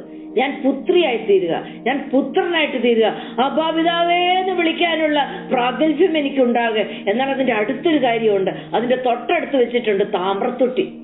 വചനം, ദൈവത്തിന്റെ വചനമാകുന്ന വെള്ളം. ആ വെള്ളത്തില് ഒരു ദിവസം കഴിയാ പോരാ, 2 ദിവസം കഴിയാ പോരാ, ഒരു ദിവസം ചെളി കളഞ്ഞാ പോരാ, 2 ദിവസം അഴുക്ക് കഴുകി കളഞ്ഞാ പോരാ. എപ്പോഴും പുരോഹിതൻ കഴുകിക്കൊണ്ടിരിക്കണം. കഴുകി കഴിഞ്ഞിട്ട് പുരോഹിതനെ കൊണ്ട് അടുത്ത പരിപാടിയുണ്ട്. അവിടെ ശുശ്രൂഷ ചെയ്യണം, അകത്ത് കയറണം, പരിശുദ്ധ സ്ഥലത്ത് ചെല്ലണം, അവിടെ മനോരയ്ക്ക് ദീപം കൊളുത്തണം, അവിടെ അപ്പം മാറ്റി വെക്കണം, അവിടെ പിന്നെ ഇൻസെൻസ് സുഗന്ധദ്രവ്യങ്ങൾ ഇടണം. അതും തന്നെയല്ല, വർഷത്തിലൊരിക്കൽ അതിപരിശുദ്ധ സ്ഥലത്ത് പ്രവേശിക്കണം. ഇതൊക്കെ ചെയ്യണമെങ്കിൽ ഈ വെള്ളത്തിൽ കൂടെ കൈകാലുകളെ കഴുകിക്കൊണ്ടിരിക്കണം. അവിടെ സംഭവിക്കുന്ന എന്താണെന്നറിയാമോ? ഡിസൈപ്പിൾഷിപ്പ്. ഇന്നെല്ലാവർക്കും സൺഷിപ്പ് മതി. പ്രിയ ഓമന പറഞ്ഞ പോലെ എന്നോടൊന്നും വിരോധം തോന്നരുതേ. പലപ്പോഴും എനിക്ക് വേദന തോന്നാറുണ്ട്. ഈ കൂട്ടത്തിൽ കിടന്നുള്ള കളി, കൂട്ടത്തിലങ്ങ് പോകും. നമ്മൾ ഒരിക്കലും കൂട്ടത്തിൽ കൊണ്ടുപോകത്തില്ല കർത്താവ്. എന്നെ വ്യക്തിപരമായിട്ട് കണക്ക് ചോദിക്കുന്നതാണ് എന്റെ കർത്താവ്. അവന്റെ മുമ്പിൽ ഒരു നാൾ നമ്മൾ പോയി നിൽക്കുമ്പോഴ് എന്റെ കരങ്ങൾ ബലപ്പെട്ടിരിക്കുവോ? ഞാൻ ചോദിക്കണം. എന്റെ രക്ഷയ്ക്കും എന്റെ ആത്മീയ ജീവിതത്തിനും എന്റെ ഭർത്താവ് ഉത്തരവാദിയല്ല. ഞാൻ എടുക്കുന്ന തീരുമാനമാണ്. നമുക്ക് തമ്മിൽ എൻകറേജ് ചെയ്യാം, തമ്മിൽ പ്രാർത്ഥിക്കാം, തമ്മിൽ നമുക്ക് പണിയാം. പക്ഷെങ്കിൽ ഒടുവിൽ അൾട്ടിമേറ്റ്ലി തീരുമാനം എന്റേതാ. അപ്പോൾ ഇവിടെ പറഞ്ഞു വന്നത്, വില കൊടുക്കാൻ തയ്യാറായ ഒരു ദാവീദ്. മീകള് ചിരിച്ചാലും വേണ്ടില്ല, മീകള് പുച്ഛിച്ചാലും വേണ്ടില്ല, മീകളിൽ ദാവീദിന് മക്കള് ഉണ്ടായില്ലെങ്കിലും വേണ്ടില്ല. ദാവീദിന് പ്രാധാന്യം ദൈവത്തിന്റെ പ്രസൻസ് ആയിരുന്നു. ദാവീദിന് പ്രാധാന്യം യഹോവയുടെ നിയമപെട്ടകമായിരുന്നു. ദാവീദിന് പ്രാധാന്യം ആ കൃപാസനത്തിന്റെ മുകളിൽ ഇറങ്ങുന്ന ആ ഷെക്കേന ഗ്ലോറി ആയിരുന്നു ദാവീദിന് പ്രാധാന്യം. എനിക്ക് മക്കൾ ഉണ്ടായില്ലെങ്കിലും വേണ്ടില്ല. ദാവീദ് അതിനൊന്നും പ്രാർത്ഥിച്ചായിട്ടൊന്നും തിരുവചനത്തിൽ കാണുന്നില്ല. ദാവീദ് അതിനായിട്ടൊന്നും വേദനപ്പെട്ടൊന്നും കാണുന്നില്ല. പക്ഷെ ദാവീദ് നിയമപെട്ടകമായിട്ട് വന്നതിനെ കുറിച്ച് വേദപുസ്തകം പറയുന്നുണ്ട്. ദാവീദ് അതിനു വേണ്ടിയിട്ട് പുരോഹിതന്മാരെ കൂട്ടി നൃത്തം ചെയ്ത് വന്ന ആ ദാവീദിനെ കുറിച്ച് തിരുവചനം വ്യക്തമായിട്ട് സംസാരിക്കുന്നുണ്ട്. ദാവീദ് പറയുന്ന അതിനകത്തെ വാക്യം ഇങ്ങനെ 22-ാം വാക്യത്തിൽ, ഞാൻ ഇനിയും ഇതിലധികം ഹീനനും എന്റെ കാഴ്ചക്ക് ഞാൻ എളിയവനുമായിരിക്കും. ഇനി ഹീനനാകാൻ ഞാൻ തയ്യാറാണെന്നേ. ഇനിയും നാണുകടാൻ ഞാൻ തയ്യാറാ. നീ എന്ത് വേണമെങ്കിലും എന്നെ പറഞ്ഞു. പക്ഷെങ്കില് എനിക്ക് എന്റെ ദൈവത്തോടുള്ള എന്റെ ഉടമ്പടി ഉണ്ടല്ലോ, അത് ഞാൻ മറക്കത്തില്ല.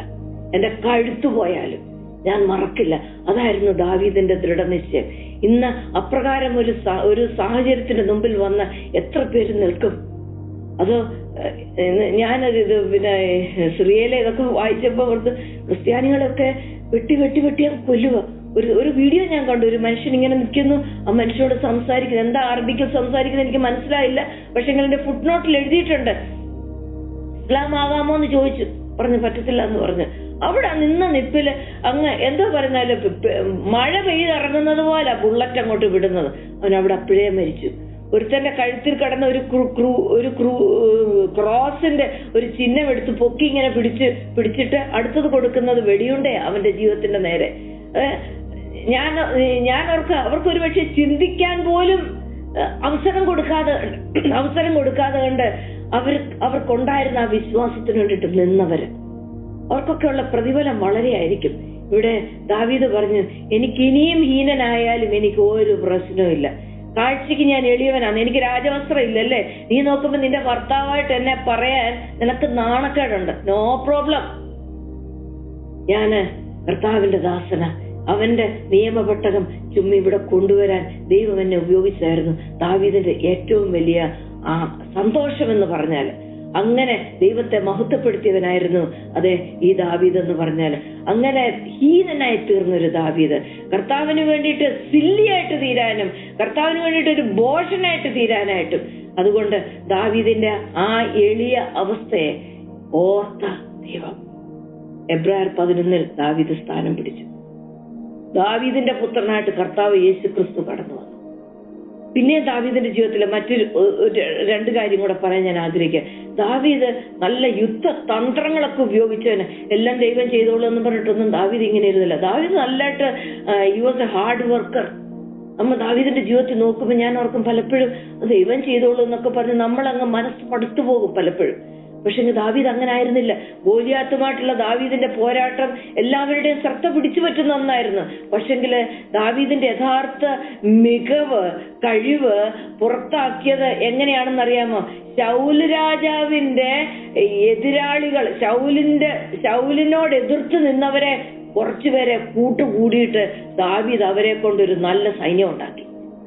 നോക്കണം, ദാവീദിന്റെ യുദ്ധതന്ത്രങ്ങൾ കണ്ടോ? അത് നമുക്ക് മനസ്സിലാകും. 1 സാമുവേൽ 22 2 വാക്യത്തിൽ ഇങ്ങനെയാ വായിക്കുന്നത്: ഞെരുക്കമുള്ളവർ, കടമുള്ളവർ, സന്തുഷ്ടിയില്ലാത്തവർ എന്ന് പറഞ്ഞാൽ ജീവിതത്തിൽ തൃപ്തി ഇല്ലാത്തവർ, ഇവർക്കൊക്കെ ശൗലിനോട് ഭയങ്കര ഒരു അകൽച്ചയായിപ്പോയി. ഇവരെല്ലാരെയും കൂടെ ദാവീദ് എന്ത് ചെയ്തു? ഒന്നിച്ചു കൂട്ടി. ദാവീദ് അവർക്കൊരു തലവനായിട്ട് തീർന്നു. അവരെല്ലാം കൂടെ ഏകദേശം 400 പേരുണ്ടായിരുന്നു.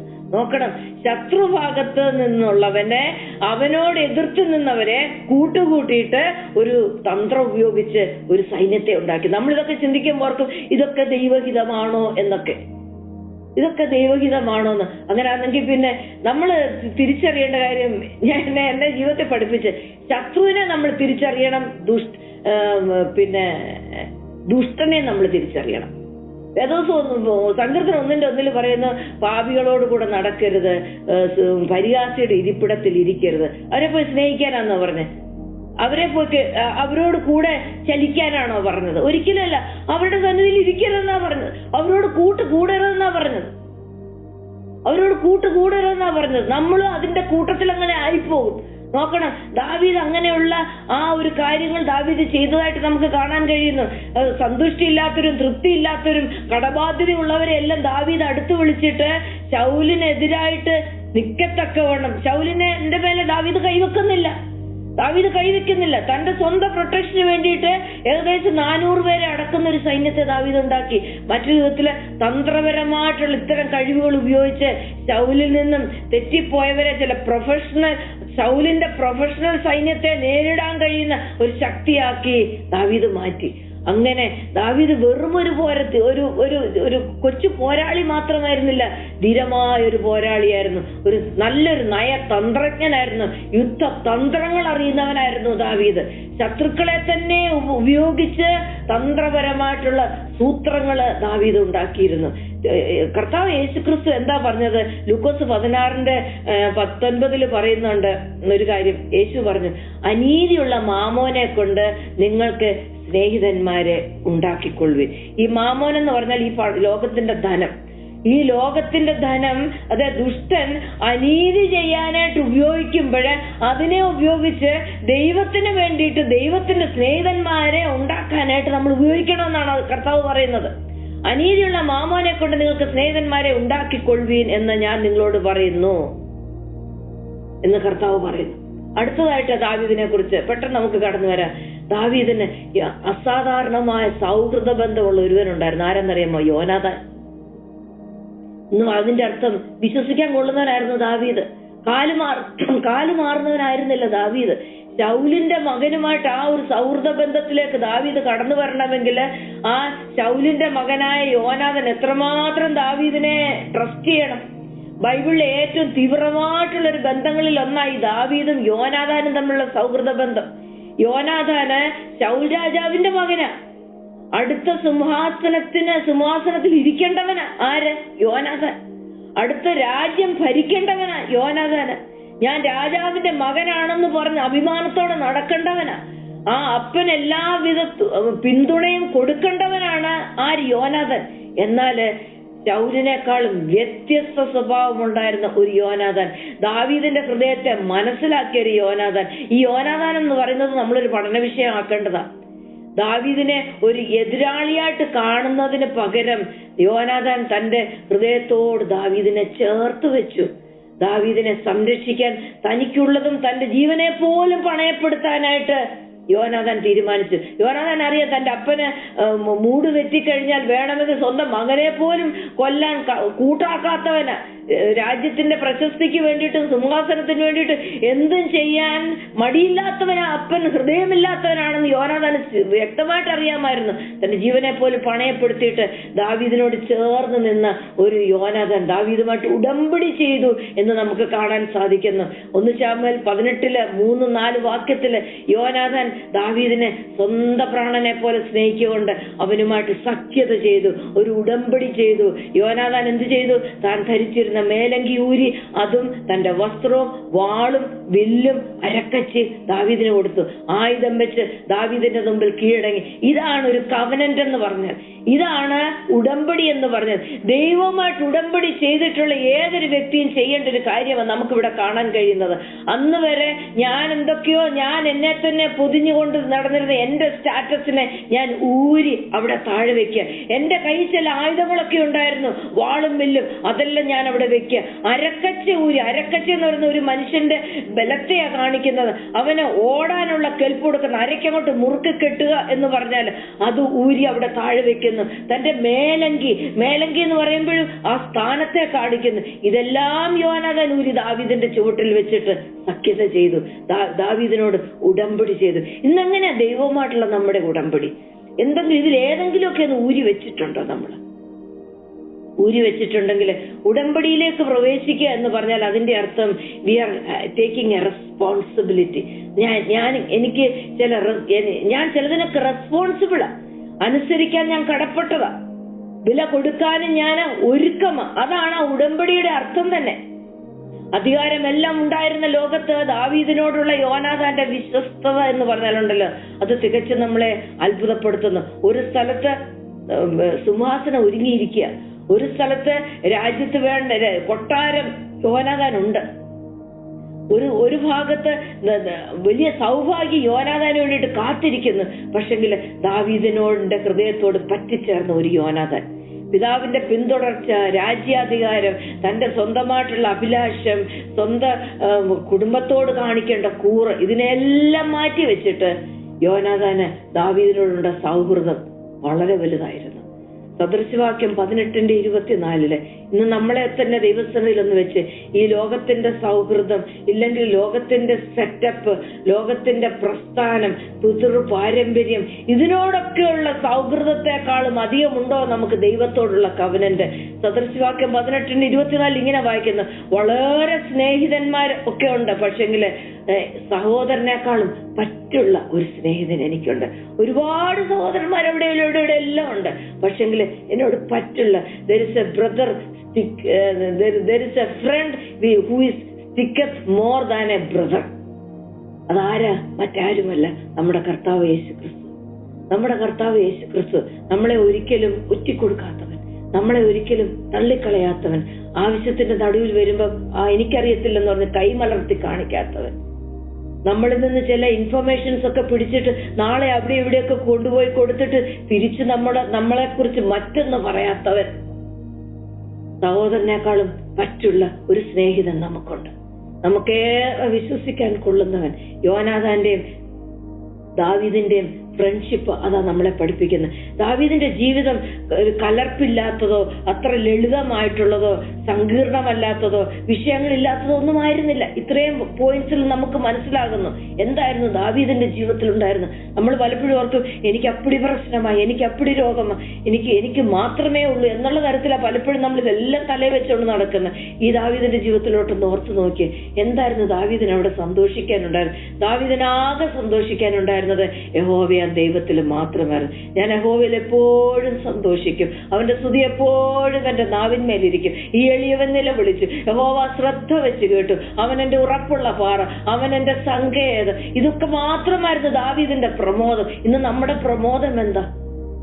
ദാവീദ് ഒരു ഇടയനും ഒരു രാജാവുമായിരുന്നു, ഒരു യോദ്ധാവായിരുന്നു. അതേസമയത്ത് ദാവീദ് ഒരു പാട്ടുകാരനായിരുന്നു. അതേസമയത്ത് ദാവീദിന്റെ ജീവിതത്തിൽ പാപം കടന്നു വന്നു, ലംഘനമുണ്ടായി, അതിക്രമം വന്നു, ദൈവത്തിന്റെ ന്യായപ്രമാണത്തെ ലംഘിച്ചു പാപത്തിന്റെ കുഴിയിൽ വീണു. ഇതൊക്കെ ദാവീദിന്റെ ജീവിതത്തിൽ സംഭവിച്ചു. ദാവീദ് രാജാവും പാട്ടുകാരനും ഒക്കെ ആയിരുന്നുവെങ്കിലും ഓർക്കണം, എല്ലാം ഒരു സമ്മിശ്രമായിട്ടുള്ളൊരു ജീവിതം ദാവീദ്. എന്നാൽ ഇതേ മനുഷ്യനെ ദൈവം തെരഞ്ഞെടുത്തു, ദൈവത്തിന്റെ സ്വന്തം ഹൃദയപ്രകാരമുള്ള മനുഷ്യൻ. ദാവീദിന്റെ ജീവിതം വലിയ വൈരുദ്ധ്യങ്ങൾ നിറഞ്ഞതാ, ഭയങ്കര കോൺട്രഡിക്ഷനാ ദാവീദിന്റെ ജീവിതത്തിൽ. വിശ്വാസവഞ്ചന ചെയ്ത ഊര്യാവിനോട് വിശ്വസ്തയും ചെയ്തെന്ന്, അതേസമയം വിശ്വസ്തനുമായിരുന്നു, കരുണയുള്ളവനായിരുന്നു, വളരെ കരുണയുള്ളവനായിരുന്നു. എന്നാൽ ദൈവത്തിന്റെ കരുണ അല്പം ദാവീദിന്റെ ജീവിതത്തിൽ നിന്ന് മാറി ന്യായവിധി അനുഭവിക്കേണ്ടി വന്നു. ദാവീദിന് ശത്രു ഭയമുണ്ടായിരുന്നു, എന്നാൽ ദാവീദ് പലരെയും ബലപ്പെടുത്തി നിർത്തിയവനായിരുന്നു. അതേ ദാവീദ് ആരാധിച്ചവനായിരുന്നു. അതേസമയത്ത് യുദ്ധത്തിന്റെ മുഖത്ത് നിന്ന് ജയം കണ്ടവനാ, അതേസമയത്ത് പരാജയം കണ്ടവനാ. ഇങ്ങനെ ദാവീദിന്റെ ജീവിതത്തിൽ ഓപ്പോസിറ്റ് ആയിട്ട് ഒരുപാട് കാര്യങ്ങൾ കടന്നു വന്നു. എന്തായിരുന്നു ദാവീദിന്റെ ജയത്തിന്റെ രഹസ്യം? ദാവീദിന്റെ ഫോക്കസ് എപ്പോഴും ഇസ്രായേലിന്റെ ദൈവത്തിലായിരുന്നു. താൻ വീണുപോയെങ്കിലും, താൻ പാപത്തിലായെങ്കിലും, ലംഘനത്തിലകപ്പെട്ടെങ്കിലും ഒന്നും മറച്ചു വെക്കാനായിട്ട് ദാവീദ് ആഗ്രഹിച്ചില്ല. ഞാൻ മറച്ചു വെച്ചപ്പോൾ, ഞാൻ മിണ്ടാതെ ഇരുന്നപ്പോൾ അവന്റെ കൈ എന്റെ മേൽ ഭാരമായി എന്നാ പറയുന്നത്. മിണ്ടാതെ ഇരുന്നാല്, മറച്ചു വെച്ച് മാസ്ക് ഇട്ട് ജീവിക്കാൻ തീരുമാനിച്ചാല് ദൈവത്തിന്റെ കൈ നമ്മുടെ മേൽ ഭാരമായി തീരും. പക്ഷെ ഞാൻ എന്റെ എല്ലാം തുറന്നു പറഞ്ഞപ്പോൾ അതേ കൈയെ ഭാരമായി തീർന്ന ദൈവത്തിന്റെ കൈ ദാവീദിന് മറവിടമായി തീർന്നു എന്ന് 35-ാം സങ്കീർത്തനം പറയുന്നു. ഇന്ന് എങ്ങനെയാ നമ്മുടെ ദൈവത്തോടുള്ള റിലേഷൻഷിപ്പ്? നമ്മൾ തിരുവചനം എന്ന് പറഞ്ഞാൽ this is not a theology, this is a book of covenant. ഇതൊരു ഉടമ്പടിയുടെ പുസ്തകമാണ്. ഇത് തിയോളജിയുടെ പുസ്തകമല്ല, ഇത് തലച്ചോറ് വലുതാക്കാനുള്ള പുസ്തകമല്ല, ഇത് ആർഗ്യൂ ചെയ്യാനുള്ള ഒരു പുസ്തകമല്ല.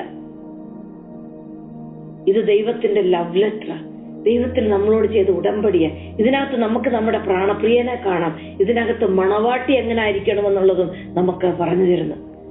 അപ്പോൾ ഈ വീഴ്ചയിൽ നിന്നെല്ലാം മടങ്ങി വരാൻ കൊതിച്ച, ആരാധിക്കാൻ ദാഹിച്ച ഒരു ദാവീദിനെ നമുക്ക് കാണാം. ഒരുപക്ഷെ അതുകൊണ്ടായിരിക്കാം ദൈവത്തിന്റെ ഒരു പ്രത്യേക തെരഞ്ഞെടുപ്പ് പദ്ധതിയിലേക്ക് ദാവീദ് കടന്നു വന്നത്. തന്നെയല്ല, ക്രിസ്തുവിനെ വരച്ചു കാട്ടാന് ദൈവം ദാവീദിനെ ഉപയോഗിച്ചു. ദാവീദിന്റെ കഥ ഒരു പൂർണ്ണ മനുഷ്യൻ, ഒരു പെർഫെക്റ്റ് മനുഷ്യനെ കുറിച്ചുള്ള ഒരു കഥയല്ല ദാവീദിന്റെ കഥ. അങ്ങനെ ആരെങ്കിലും ധരിച്ചിട്ടുണ്ടെങ്കിൽ അതങ്ങനെ താത്തു വെച്ചേക്കണം. ഒട്ടും പൂർണ്ണനല്ലാത്ത, ഒട്ടും ഒരു ഇംപെർഫെക്റ്റ് ആയിട്ടുണ്ടായിരുന്ന ഒരു ദാവീദിന്റെ ജീവിതത്തിൽ പെർഫെക്റ്റ് ആയിട്ടുള്ളൊരു ദൈവം പ്രവർത്തിച്ചത് നമുക്ക് കാണാൻ സാധിക്കുന്നു. ഇസ്രായേലിനെ നയിക്കാനും സങ്കീർത്തനങ്ങൾ എഴുതാനും ദൈവത്തിന് ഒരു മോവാബ്യ കൊച്ചുമകനെ ഉപയോഗിക്കാൻ കഴിയുമെങ്കിൽ ഈ സങ്കീർണമായ കോൺട്രഡിക്ഷൻ നിറഞ്ഞ എന്റെ നിങ്ങളുടെയും ജീവിതത്തില് ദൈവത്തിന് ചെയ്യാൻ കഴിയാത്ത എന്താ? സങ്കീർത്തനം 89-ന്റെ 20-21 വാക്യത്തിൽ ഇങ്ങനെയാ വായിക്കുന്നത്. എന്നെ ഒരുപാട് സ്പർശിച്ച അതിനകത്തെ ഒരു വാക്ക്, ഞാൻ എന്റെ ദാസനായ ദാവീദിനെ കണ്ടെത്തി. എന്റെ ദാസൻ എന്ന് ദൈവം പറയുന്നു. കണ്ടെത്തി. എന്നെ കണ്ടെത്താൻ, ദൈവമേ എന്നെ കണ്ടെത്തണമേ എന്നൊരു പ്രാർത്ഥന ഇന്ന് നമുക്ക് ദൈവസന്നിധിയിൽ പറയാം. കർത്താവേ, നീ എന്നെ കണ്ടെത്തണം. എന്റെ ജീവിതത്തിന്റെ പല ഏരിയയിൽ, എന്റെ ഹൃദയത്തിലെ പല ചിന്തയിൽ ഞാൻ ചിന്തിച്ചു വെച്ചിരിക്കുന്ന പലത്, ഞാൻ ഇന്നും പിന്തുടർന്നു പോകുന്ന പലത്, ഞാൻ നഷ്ടപ്പെട്ട വഴികളാണ് എന്റെ അകത്തുള്ളത്. പക്ഷെ ദൈവമേ എന്നെ കണ്ടെത്തണം. അങ്ങയുടെ പൂർണ്ണതയിലേക്ക് എന്നെ കൊണ്ടുവരണം. അങ്ങയുടെ വഴി എന്താ? മലാക്കി പ്രവചനത്തിൽ പറയുന്നുണ്ട്, മക്കളുടെ പിതാക്കന്മാരുടെ പിതാക്കന്മാരിലേക്ക് കൊണ്ടുവരും. എന്താ അതിന്റെ അർത്ഥം എന്താണെന്നറിയാമോ? പണ്ടത്തെ പാതകളെ നോക്കി പഠിക്കണം. അബ്രഹാമിനോടും ഇസ്ഹാക്കിനോടും യാക്കോബിനോടും ചെയ്ത ഉടമ്പടിയില്ലേ, അതിലേക്ക് നമ്മളെ കൊണ്ടുവരിക എന്നാണ് അവിടെ പറയുന്നത്. പിതാക്കന്മാരുടെ വഴികളിലേക്ക്, ദൈവത്തിന്റെ ന്യായപ്രമാണത്തിലേക്ക്, ദൈവത്തിന്റെ കൽപ്പനകളിലേക്ക്. കഴിഞ്ഞ ദിവസം ഒരു സിമ്പിൾ ഒരു കാര്യം, പക്ഷെ എന്നെ ഒരുപാട് ചിന്തിപ്പിച്ചു. എന്നെ ഒരുപാട് ചിന്തിപ്പിച്ചു. നമ്മൾ 613 കൽപ്പനകൾ നമുക്ക് പഴയ നിയമത്തിലുണ്ട്. ഇത് പലർക്കും പറയാൻ ഭയങ്കര ഇറിറ്റേഷൻ ഉണ്ടാവും. നമ്മുടെ ക്രിസ്തീയ മക്കൾക്ക് ഭയങ്കര ഒഫൻഡഡ് ആവും. അവർക്ക് ഒഫൻഡഡ് ആയാലും എനിക്ക് കുഴപ്പമില്ല. തെരുവിലിറങ്ങി വിളിച്ചു പറയാൻ ഞാൻ തയ്യാറാണ്. എന്താണെന്നറിയാമോ? 613 കൽപ്പനകൾ ഇതിനകത്തുണ്ട്. അത് കുറച്ച് വേണ്ട, അത് പകുതി ഇങ്ങനെ, മുക്കാൽ ഇങ്ങനെ. ഇതെല്ലാം ആര് ചെയ്താന്നറിയാമോ? ഈ മോഡേൺ ക്രിസ്ത്യാനിറ്റിക്കാർ ഉണ്ടാക്കിയ വിഭജനങ്ങൾ അതൊക്കെ. പക്ഷെങ്കില് അതിനകത്ത് ഒരൊറ്റ കൽപ്പന ഞാൻ പറയാം. തിരുവചനത്തിൽ പറയുന്നുണ്ട്, നിങ്ങൾ രാവിലെയും വൈകിട്ടും ദൈവസന്നിധിയിൽ 2 കോലാടിനെ എടുക്കണം. ഒരു വയസ്സ് പ്രായമുള്ള ആട്ടിൻകുട്ടിയെ എടുത്തിട്ട് രാവിലെയും വൈകിട്ടും ദൈവസന്നിധിയിൽ ദഹനയാഗം കഴിക്കണം. ദൈവസന്നിധിയിൽ ഒരു ഓഫറിംഗ് ആയിട്ട് കൊണ്ടുവരണം. അതിനകത്തുള്ള ഒരു സ്പിരിച്വൽ ഇംപ്ലിക്കേഷൻ ഉണ്ട്. ഞാൻ ആടിനെ കൊണ്ടുവരണമെന്നല്ല പറഞ്ഞത്, ഞാൻ ദൈവാലയത്തിന് വരണമെന്നോ, അതിനെ മുറിക്കണമെന്നോ, അതിനെ ചോരയെടുക്കണമെന്നോ, അതിന്റെ തൊലി ഉരിക്കണമെന്നോ, അതൊക്കെ യഹൂദനുള്ളതായിട്ടുണ്ട്. ആയിക്കൊള്ളട്ടെ, അത് അന്നുള്ളതാ. ഇന്ന് യഹൂദനോട് അതല്ല പറയുന്നത്, ഇന്ന് എന്നോടും അതല്ല പറയുന്നത്. ഇന്ന് യഹൂദനോടും എന്നോടും പറയുന്ന ഒറ്റ മെസ്സേജേ ദൈവത്തിനുള്ളൂ. രാവിലെയും വൈകിട്ടും അതേ ദൈവസന്നിധിയില് ഒരു വയസ്സ് പ്രായമുള്ള ആട്ടിൻകുട്ടിയെ കൊണ്ട് വന്ന് നീ ദൈവസന്നിധിയില് ആരാധന കഴിക്കണം, ദഹനയാഗം അർപ്പിക്കണം എന്ന് പറയുന്നതിന്റെ അർത്ഥം എന്താണെന്നറിയാമോ? രാവിലെ എഴുന്നേൽക്കുമ്പോൾ ആദ്യം നമ്മുടെ ആരാധന ദൈവസന്നിധിയിലായിരിക്കണം. നമ്മുടെ വചന മെഡിറ്റേഷന്, നമ്മുടെ കരങ്ങളെ മലർത്തുന്നത്, നമ്മുടെ ഹൃദയത്തെ പകരുന്നത്. ഞാൻ ഒരിടത്ത് വായിച്ചു, നമ്മൾ രാവിലെ എഴുന്നേൽക്കുമ്പോൾ നമുക്കിതൊരു ക്ഷീണം പോലെ തോന്നും. പക്ഷെങ്കിൽ നമ്മളൊരു റിജുവനേറ്റഡ്, ഒരു പുതുക്കപ്പെട്ട ഒരു ജീവനോടെ നമ്മൾ ഉറക്കത്തിൽ നിന്ന് എഴുന്നേറ്റ് വരുന്നത്. ഉറക്കത്തിൽ നിന്ന് എഴുന്നേറ്റ് വരുമ്പോൾ പലതും ചെയ്യാൻ നമുക്കൊരു ഉത്സാഹമാണ്. എന്താണെന്നറിയാമോ? എല്ലാം പുതിയതാ. പക്ഷെ വൈകിട്ടാകുമ്പോഴത്തേനും അത് മങ്ങി വരും. ആ സമയത്ത് നമ്മൾ ദൈവത്തിന് കൊടുക്കാനുള്ളത് കൊടുക്കുക. രാവിലെ വൈകിട്ട് കിടക്കാൻ പോകുന്നതിന് മുമ്പ് ദൈവസന്നിധിയിൽ ആരാധന. കണ്ടോ? രാവിലെയും വൈകിട്ടും 1 വയസ്സ് പ്രായമുള്ള ആട്ടിൻകുട്ടിയെ ദൈവസന്നിധിയിൽ കൊണ്ടുവന്ന് യാഗം കഴിക്കണമെന്ന് പറഞ്ഞതിന്റെ ഇംപ്ലിക്കേഷൻ കണ്ടോ? നമ്മൾ ദൈവസന്നിധിയില് രാവിലെയും വൈകിട്ടും കർത്താവിനോട് കഴിക്കുന്ന പ്രാർത്ഥന, ദൈവസന്നിധിയിൽ കഴിക്കുന്ന വചന ധ്യാനം, ദൈവസന്നിധിയിൽ കഴിക്കുന്ന ആരാധന, ദൈവസന്നിധിയിൽ കഴിക്കുന്ന സമർപ്പണം, ഇതെല്ലാമാണ് അതിനെ കാണിക്കുന്നത്. അപ്പോൾ ഓരോ കൽപ്പനയ്ക്കും ഒരു ഇംപ്ലിക്കേഷൻ ഉണ്ട്, ഒരു സ്പിരിച്വൽ ഇംപ്ലിക്കേഷൻ ഉണ്ട്. അത് നമ്മൾ കണ്ടെത്തണം. ദാവീദിനെ ദൈവം കണ്ടെത്തി.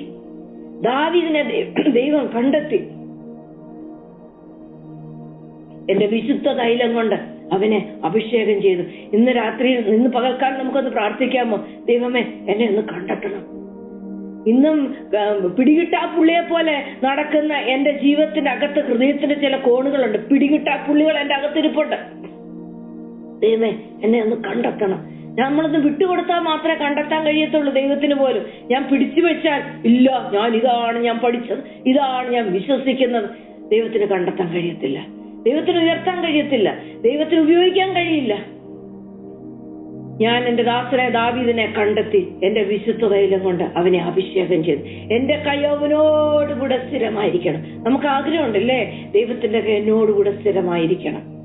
എന്റെ ഭുജം അവനെ ബലപ്പെടുത്തും. ഇത് സംഭവിക്കണമെങ്കിൽ അവൻ എന്നെ കണ്ടെത്തണം. ഇന്നും കാണാതെ പോയി കിടക്കുന്ന എന്റെ അകത്തെ ഹൃദയത്തിന്റെ കോണുകളെ ദൈവം ഒന്ന് കണ്ടെത്തി കഴിഞ്ഞാല് അവന്റെ കൈ എന്നോടുകൂടെ സ്ഥിരമായിരിക്കും. അവന്റെ വിശുദ്ധ തൈലം എന്റെ മേലെ വന്നു വീഴും. അവന്റെ ഭുജം എന്നെ ബലപ്പെടുത്തും. അതേ ദൈവം ഇന്നും പ്രവർത്തിക്കുന്നു. യോഗ്യതയില്ലാത്തതിനെ തിരഞ്ഞെടുത്ത് തകർന്നതിനെ പണിഞ്ഞ് അവന്റെ മഹത്വത്തിനായിട്ട് ദൈവം വീണ്ടും ഉപയോഗിക്കും. ദാവീദിനെ ഒന്നും സ്റ്റോപ്പ് ചെയ്തില്ല ദൈവത്തെ ആരാധിക്കാനായിട്ട്. ഇന്ന് ക്രിസ്തുവിനെ പിൻപറ്റാൻ എന്താ നമ്മളെ തടസ്സപ്പെടുത്തി നിർത്തുന്നത്? ആരെയാ നമ്മൾ ബ്ലെയിം ചെയ്യുന്നത്? യാക്കോബിനെ കണ്ടെത്തി എന്ന് വേദപുസ്തകം, ബഥേലിൽ യാക്കോബിനെ കണ്ടെത്തി. യാക്കോബ് ദൈവത്തെ കണ്ടെത്തി. പെനിയേലിൽ ദൈവം യാക്കോബിനെ കണ്ടെത്തി, യാക്കോബ് ദൈവത്തെ കണ്ടെത്തി.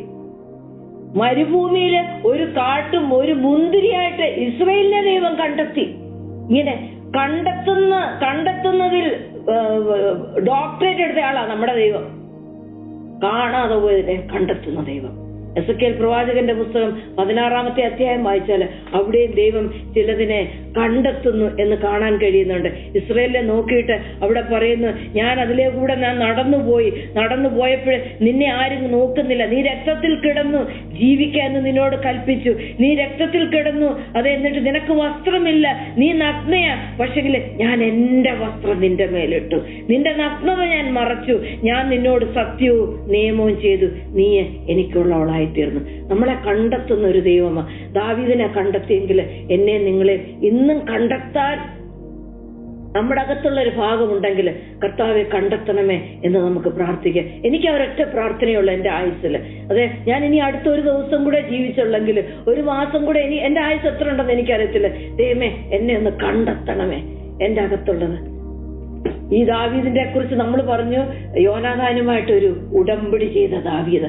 ആ ഉടമ്പടി കൂടെ ദാവീദ് എന്താ ചെയ്തെന്നറിയാമോ? ദാവീദിന്റെ ജീവിതത്തിൽ കൂടി വീണ്ടെടുപ്പുകാരനെ ദൈവം വെളിപ്പെടുത്തി. 2 സാമുവേൽ 9:1 മുതൽ 7 വരെയുള്ള വാക്യങ്ങൾ നമ്മൾ വായിച്ചാല്, ശൗല് മരിച്ചു, ദാവീദ് രാജസ്ഥാനത്തെത്തി, അത് ശൗലിന്റെ ജനത്തെ എല്ലാം തന്നെ കൊന്നുമുടിച്ചിട്ട് ദാവീദ് മറന്നില്ല.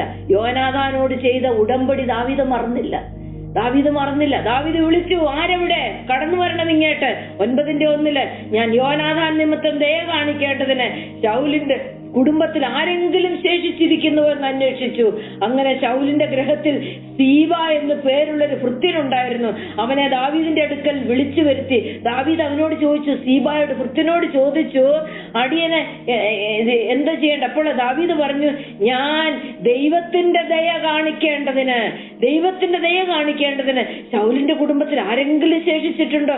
കാരണം എനിക്ക് യോനാഥാനോടൊരു കവനന്റ് ഉണ്ട്, ദൈവത്തിന്റെ ദയ കാണിക്കേണ്ടതിന്. അപ്പൊ ആ സീബ എന്ന് പറഞ്ഞ ഭൃത്യൻ പറഞ്ഞു, ഉണ്ട് രാജാവേ, ഒരാളുണ്ട്. അവന്റെ അവസ്ഥ പക്ഷെ എന്താണെന്നറിയാമോ? ഒരു ഹോപ്പില്ലാത്ത അവസ്ഥയാ. അവനെ രാജാവിന്റെ മുമ്പിൽ കൊണ്ടുവരാൻ കൊള്ളത്തില്ലെന്ന്. അവന്റെ അവസ്ഥ എന്താണെന്നറിയാമോ? ഞാൻ വായിക്കുന്നത് 2 സാമുവേൽ 9:3 2 കാലും മുടന്തനായിട്ട്. യോനാഥാന് ഒരു മകനുണ്ട്, 2 കാലും മുടന്തനായ യോനാഥാൻ ഒരു മകനുണ്ട്. അവന്റെ പേരെന്താണെന്നറിയാമോ? മെഫിബോഷത്ത് എന്നുള്ള വാക്കിന്റെ അർത്ഥം ദ ഷെയിംഫുൾ വൺ. അവനിപ്പോ താമസിക്കുന്ന എവിടെയാണെന്നറിയാമോ? ലോദബാറിൽ. അതിന്റെ താഴെയുള്ള വാക്യത്തിൽ പറയുന്നുണ്ട്, അവനിപ്പോ താമസിക്കുന്ന, അവന്റെ അഡ്രസ്, അവൻ ലോദബാറിൽ. അവന്റെ സ്വന്തം വീട്ടിലല്ല താമസിക്കുന്നത്, അവൻ താമസിക്കുന്നത് മാഖിറിന്റെ വീട്ടിലാണ് താമസിക്കുന്നത്. ലോദബാർ എന്നുള്ള വാക്കിന്റെ അർത്ഥം ബാരൻ ലാൻഡ്, ഒരു തരിശ നിലത്തിലാ ഇന്ന് ആ ഷെയിംഫുൾ ഫെലോ താമസിക്കുന്നത്. അവൻ താമസിക്കുന്നത് മാഖിറിന്റെ വീട്ടിലാ. മാഖിർ എന്നുള്ള വാക്കിന്റെ അർത്ഥം സോൾഡ് ഔട്ട്, ഡിസ്പൈസ്ഡ്, മരണം എഴുതിച്ചു നിൽക്കുന്നിടത്താണ് ആര് ഇന്ന് ഈ മെഫിബോഷത്ത് താമസിക്കുന്നത്. ഈ മെഫിബോഷത്ത് തന്നെ രാജാവിന്റെ മുമ്പിൽ കൊണ്ടുവന്നപ്പോഴേ അതിന്റെ 8-ാം വാക്യത്തിൽ പറഞ്ഞു, ചത്ത നായെ പോലെ ഇരിക്കുന്ന അടിയനെ നീ കടാക്ഷിപ്പാൻ എന്തുള്ളൂ. മെഫിബോഷത്ത് തന്റെ സ്വന്തം ശരീരത്തിലോട്ട് നോക്കുമ്പോൾ മെഫിബോഷത്ത് തന്നെ വിളിക്കുന്നതെന്നറിയാമോ? മെഫിബോഷത്തൊന്നും അല്ല വിളിക്കുന്നത്, ഞാനൊരു ചത്ത നായ. രാജാവ് പറഞ്ഞു, കൊണ്ടുപോ അവനെ ഇവിടെ എന്റെ മുമ്പില്. കാരണം എന്താണെന്നറിയാമോ? ഒരു ഉടമ്പടിയുണ്ട്. അത് യോനാഥാനോട് മാത്രമല്ല, ദൈവത്തോട് ഉടമ്പടിയുള്ള ദാവീദ്, മനുഷ്യരോടും ആത്മാർത്ഥത വെച്ചു പുലർത്തിയ ദാവീദ്, യോനാഥാനോട് ചെയ്ത ഉടമ്പടി നിമിത്തം മെഫിബോഷത്തിനെ എന്റെ അടുക്കൽ കൊണ്ടുപോവാ. മെഫിബോഷത്തിന് പറയാനുണ്ട്, ഞാനൊരു ഷെയിംഫുൾ ഫെലോയാ, ഞാൻ താമസിക്കുന്നത് ബാരൻ ലാൻഡില, ലോദബാറില, ഞാൻ താമസിക്കുന്നത് ആരുടെയോ വീട്ടില, സോൾഡ് ഔട്ട് മാക്കിറിന്റെ വീട്ടിലാണ് ഞാൻ താമസിക്കുന്നത്. എന്നെ നോക്കിക്കേ, ഒരു ചത്ത നായെ പോലെ. എനിക്ക് കാലുണ്ട് നടക്കാന്, മുടന്തുള്ള 2 കാല്. ഈ യുദ്ധം വന്നപ്പോഴേ ഓടി രക്ഷപ്പെട്ടപ്പോഴേ ഈ സീബ എന്ന ഭൃത്യൻ എടുത്തോണ്ട് ഓടിയപ്പം വഴിയിൽ ഈ കുഞ്ഞ് വീണ് ആ കുഞ്ഞിന്റെ നട്ടലിനെന്തോ പരിക്ക് പറ്റിയിട്ടാണ് ഈ കാല് 2 മുടന്തായി പോയത്. വേണ്ട സമയത്ത് വേണ്ട ചികിത്സയൊന്നും കിട്ടാതെ കൊണ്ട് അങ്ങനെ വളർന്നു ആര്? യോനാഥാന്റെ മകൻ. ഇന്നതാ യോനാഥാന്റെ മകനോട് കരുണ കാണിക്കാനായിട്ട് ദാവീദ് തക്കം പാർത്ത് നിൽക്കുക. ഈ വന്ന മെഫിബോഷത്തിനോട് ദാവീദ് പറഞ്ഞെന്താണെന്നറിയാമോ? ദാവീദ് അവനെ നോക്കിയപ്പോ കണ്ടത് മുടന്തിയ കാലല്ല കണ്ടത്. ദാവീദ് നോക്കിയപ്പോ ചത്ത നായയല്ല കണ്ടത്. ദാവീദ് നോക്കിയത് വരണ്ട നിലത്ത് പാർക്കുന്ന ഷെയിംഫുൾ ഫെലോയല്ല ദാവീദ് കണ്ടത്. 2 സാമുവേൽ 9:7 ദാവീദ് ഇങ്ങനെ ആദ്യത്തെ വാക്ക് അവനോട് പറയുന്നത്, ഭയപ്പെടേണ്ട. ഉയർത്തെഴുന്നേറ്റ കർത്താവിന് എന്നോട് നിങ്ങളോട് പറയാനുള്ള ഒരൊറ്റ വാക്ക്, ഭയപ്പെടേണ്ട. എന്നിട്ട് അവിടെ നമുക്ക് കാണാൻ സാധിക്കുന്നു ദയയോടെ. ആ വാക്ക് നമ്മളൊന്ന് വായിച്ചു കഴിഞ്ഞാൽ ദാവീദ് അവനോട് 7-ാം വാക്യത്തിൽ, ഭയപ്പെടേണ്ട, നിന്റെ അപ്പനായ യോനാഥാൻ നിമിത്തം ഞാൻ നിന്നോട് ദയ കാണിച്ച് നിന്റെ അപ്പനായ ശൗലിന്റെ നിലമൊക്കെ ഞാൻ നിനക്ക് മടക്കി തരുന്നു. അതെ, നമ്മളെ കണ്ടെത്തി കഴിഞ്ഞാൽ, ദൈവം നമ്മളെ കണ്ടെത്തി കഴിഞ്ഞാൽ നമ്മളോട് ദയ കാണിക്കുന്നവനാ. ദൈവം നമ്മളെ കണ്ടെത്തി കഴിഞ്ഞാൽ നഷ്ടപ്പെട്ടതിനെ മടക്കി തരുന്നവനാ. ദൈവം നമ്മളെ കണ്ടെത്തി കഴിഞ്ഞാൽ എന്നിലെ ഭയത്തെ മാറ്റി ഭയപ്പെടേണ്ടെന്നുള്ളൊരു വാക്ക് തരുന്നവനാ ദൈവം. എന്നിട്ട് തന്നെയല്ല, ദാവീദ് എന്താ മെഫിബോശെത്തിനോട് പറഞ്ഞതെന്നറിയാമോ? നിന്റെ കാലൊക്കെ അങ്ങനെ ആയിക്കൊള്ളട്ടെ, നിനക്കൊരു പക്ഷെ നിന്നെ കുറിച്ച് തന്നെ യാതൊരു മതിപ്പും ഉണ്ടായിരിക്കത്തില്ല, പക്ഷെ എനിക്ക് നിന്നോടൊന്ന് പറയാനുണ്ട്. എന്താണെന്നറിയാമോ? നിത്യം എന്റെ മേശയെങ്കിൽ നീ ഭക്ഷണം കഴിക്കും. ഇന്ന് തൊട്ട് നിന്റെ ഭക്ഷണം എന്റെ കൊട്ടാരത്തില, മാഖീറിന്റെ വീട്ടിലല്ല, ലോദബാറില് ബാരലാൻഡിലല്ല, ഇന്നു മുതല് യെരുശലേമില് എന്റെ കൊട്ടാരത്തിൽ ദാവീദിന്റെ ഭവനത്തില് നീ എന്റെ കുമാരന്മാരുടെ കൂട്ടത്തിൽ നീ ഇരിക്കും. എന്റെ മേശയെങ്കിൽ നീയോ നിത്യം ഭക്ഷണം കഴിച്ചു കൊള്ളണം. അതൊരു കമാൻഡ്. കണ്ടെത്തി കഴിഞ്ഞാല് നോക്കണം, ദാവീദ് ഇതിനെ കണ്ടെത്തി. ദാവീദ് കയ്യും കെട്ടി അവിടെ ഇരുന്നില്ല, അല്ലേ ദൈവം കൊണ്ടുവരട്ടെ അപ്പൊ ചെയ്യാം. ദാവീദ് കണ്ടെത്തി, ആളിനെ വിട്ടു, എവിടെ പോയി വിളിച്ചുകൊണ്ടുവാ. അങ്ങനെ അവൻ നമസ്കരിച്ചു. അതിനെ കുറിച്ച് പറയുന്നു, അവിടെ പറയുന്ന അതിന്റെ താഴോട്ടുള്ള ഭാഗം വായിച്ചാൽ, നിത്യം എന്റെ മേശയെങ്കിൽ ഭക്ഷണം കഴിച്ചുകൊള്ളും. മെഫിബോശെത്തോ രാജകുമാരന്മാരിൽ ഒരുത്തനെ പോലെ ദാവീദിന്റെ മേശയെങ്കിൽ ഭക്ഷണം കഴിച്ചു. അതിന്റെ 13-ാം വാക്യം, മെഫിബോശെത്ത് യെരുശലേമിൽ തന്നെ വസിച്ചു. അവിടെ നിന്നും വേറെ വിട്ടുപോയില്ല. അവിടെ ഇടയ്ക്ക് വിസിറ്റ് ചെയ്യാൻ ലോദബോറിലൊന്നും പോയില്ല. നമ്മളെ കണ്ടെത്തി കഴിഞ്ഞാൽ വീണ്ടും പാപത്തിന്റെ ചെളിയിലേക്ക് നമ്മൾ മടങ്ങിപ്പോവാൻ പാടില്ല. വീണ്ടും നമ്മൾ ചിലപ്പോഴൊക്കെ അവിടെ പോയി വിസിറ്റ് ചെയ്തൊക്കെ മടങ്ങി വരുന്നവരാ, വിസിറ്റ് വിസയ്ക്ക് പോകുന്നവരാ. നമ്മൾ എന്നാളും അതേ രാജാവിന്റെ മേശയെങ്കിൽ ഭക്ഷണം കഴിക്കാൻ ക്ഷണിക്കപ്പെട്ട രാജകുമാരന്മാരോടൊപ്പം വിശുദ്ധന്മാരോടൊപ്പം നമ്മളെ ഇരുത്തിയിരിക്കുക. അവിടെ തന്നെ വസിച്ച് രാജാവിന്റെ മേശയെങ്കിൽ ഭക്ഷണം കഴിച്ചു പോന്നു. അവന് കാല് രണ്ടും മുടന്തായിരുന്നു. ഈ അധ്യായത്തിൽ ഞാൻ ശ്രദ്ധിച്ചു, 2 പ്രാവശ്യം പറയുന്നു. ആ ദാസൻ സീബ വന്നിട്ട് പറയുന്നു അവന്റെ കാല് രണ്ടും മുടന്ത. ഈ അധ്യായം അവസാനിക്കുന്നതും അവന്റെ കാല് രണ്ടും മുടന്ത. തുടങ്ങിയതും കാല് രണ്ടും മുടന്ത, അവസാനിച്ചതും കാല് രണ്ടും മുടന്ത. പക്ഷെ കണ്ടെത്തി കഴിഞ്ഞപ്പോഴേ ഇവന്റെ അവസ്ഥയൊക്കെ മാറി. ഇവൻ മേശയെങ്കിലാ ഭക്ഷണം കഴിക്കുന്നത്. എനിക്ക് പറയാനുള്ള കാര്യം എന്താണെന്നറിയുമ്പോ, മുടന്തുള്ളവൻ മേശയിൽ ഇരിക്കുമ്പോൾ എന്തായിരിക്കും ആ ദാവീദ് ചെയ്യുന്നത്? ആ മേശ സെറ്റാക്കുന്നവൻ ചെയ്യുന്ന കാര്യം എന്തായിരിക്കും? ആ മേശവിരി ഭംഗിയായിട്ട് അങ്ങോട്ട് വിരിക്കും. അവന്റെ മുടന്തുള്ള കാല് ആ മേശവിരിയുടെ അടിയിലായിരിക്കും. പിന്നെ അവനെ കാണുന്ന ഭാഗം അവന്റെ അര തൊട്ട് മുകളിലോട്ടുള്ള അവന്റെ സൗന്ദര്യമുള്ള ഭാഗമാണ് കാണുന്നത്. അവന്റെ മുടന്തുള്ള ഭാഗവും ചതഞ്ഞ ഭാഗവും അവന്റെ ഈ വൈകല്യം വന്ന ഭാഗങ്ങളും, അതെ ദാവീദിന്റെ ജീവിതത്തിൽ വന്ന നിന്ദകള്, ദാവീദിന്റെ ജീവിതത്തിൽ വന്ന തകർച്ചകള്, അവന്റെ കുടുംബജീവിതത്തിലെ സങ്കീർണതകള്, വൈരുദ്ധ്യങ്ങള് എല്ലാം തന്നെ ദൈവം എന്ത് ചെയ്തു? അവന്റെ നീതിയുടെ മേശവിരിപ്പിന്റെ അടിയിൽ മറച്ചതുപോലെ ഇന്ന് മെഫിബോശെത്തിന്റെ 2 കാല് മുടന്തുള്ള 2 കാല് മേശവിരിയുടെ അകത്താണ് ഇരിക്കുന്നത്, അടിയിലിരിക്കുക. പുറത്തു നോക്കുമ്പോൾ രാജകുമാരന്മാരോടൊപ്പം ഇരുന്ന് നിത്യം രാജാവിന്റെ ഭക്ഷണം കഴിക്കുന്ന ഒരു മെഫിബോശെത്ത്. ആ മെഫിബോശത്തിനെ കണ്ടെത്തിയ ദാവീദ്, ആ ദാവീദ് ഇന്ന് വിശ്വാസ വീരന്മാരുടെ പട്ടികയിൽ വന്ന് ഇന്ന് നമുക്കൊന്ന് പ്രാർത്ഥിക്കാമോ? ദൈവമേ, നീ എന്നെ ഒന്ന് കണ്ടെത്തണം, നീ എന്നെ ഒന്ന് കണ്ടെത്തണം. ജീവിതത്തിന്റെ പല ഏരിയയിലും ഞാൻ നഷ്ടപ്പെട്ടവളാ. നമ്മൾ സമ്മതിക്കണം ദൈവസന്നിധിയിൽ, ഞാൻ നഷ്ടപ്പെട്ടവളാ. എന്റെ ചിന്തകളിൽ, എന്റെ വിചാരങ്ങളിൽ, എന്റെ തിരഞ്ഞെടുപ്പിൽ ഞാൻ വിശ്വസിച്ച് വെച്ചിരിക്കുന്ന ചിലതില് കർത്താവെ അങ്ങനല്ല. കണ്ടെത്തണം എന്നാഗ്രഹിച്ചാൽ നമ്മൾ തീർച്ചയായിട്ടും കണ്ടെത്തും. നമ്മൾ തീർച്ചയായിട്ടും കണ്ടെത്തും. മുട്ടുവീൻ നിങ്ങൾക്ക് തുറക്കും, അല്ലേ? Seek you will find. അന്വേഷിക്കും, നിങ്ങൾ കണ്ടെത്തും. ദൈവത്തിന്റെ വഴി അന്വേഷിച്ചിട്ട് കണ്ടെത്താത്ത ഒരുവനും ഈ ഭൂമിയിലില്ല. ഞാൻ ഇന്നും കണ്ടെത്തിക്കൊണ്ടിരിക്കുക. നമ്മുടെ ദൈവം നമ്മളെ കണ്ടെത്തട്ടെ. ആ ദാവീദ് ഇന്ന് വിശ്വാസ വീരന്മാരുടെ പട്ടികയിൽ ദാവീദിനെ ദൈവം കണ്ടെത്തി. എന്റെ ദാസനായ ദാവീദിനെ കണ്ടെത്തി. എന്റെ വിശുദ്ധ തൈലം കൊണ്ട് അവനെ അഭിഷേകം ചെയ്തു. എന്റെ കൈ അവനോടുകൂടെ സ്ഥിരമായിരിക്കും. എന്റെ ഭുജം എന്നെ ബലപ്പെടുത്തും. ഇനി വചനം കേൾക്കുന്ന നിങ്ങളെ, അതെ ദൈവത്തിന്റെ കരം നിങ്ങളോട് കൂടെ ഇരിക്കട്ടെ. ദൈവം നിങ്ങളെ ചില ഭാഗങ്ങളിൽ നിന്ന് കണ്ടെത്തട്ടെ. അവന്റെ അഭിഷേകം നിങ്ങളുടെ മേൽ കടന്നു വരട്ടെ. അവന്റെ കരം നിങ്ങളോടുകൂടെ സ്ഥിരമായിരിക്കട്ടെ. അവന്റെ ഭുജം നിങ്ങളെ ബലപ്പെടുത്തട്ടെ.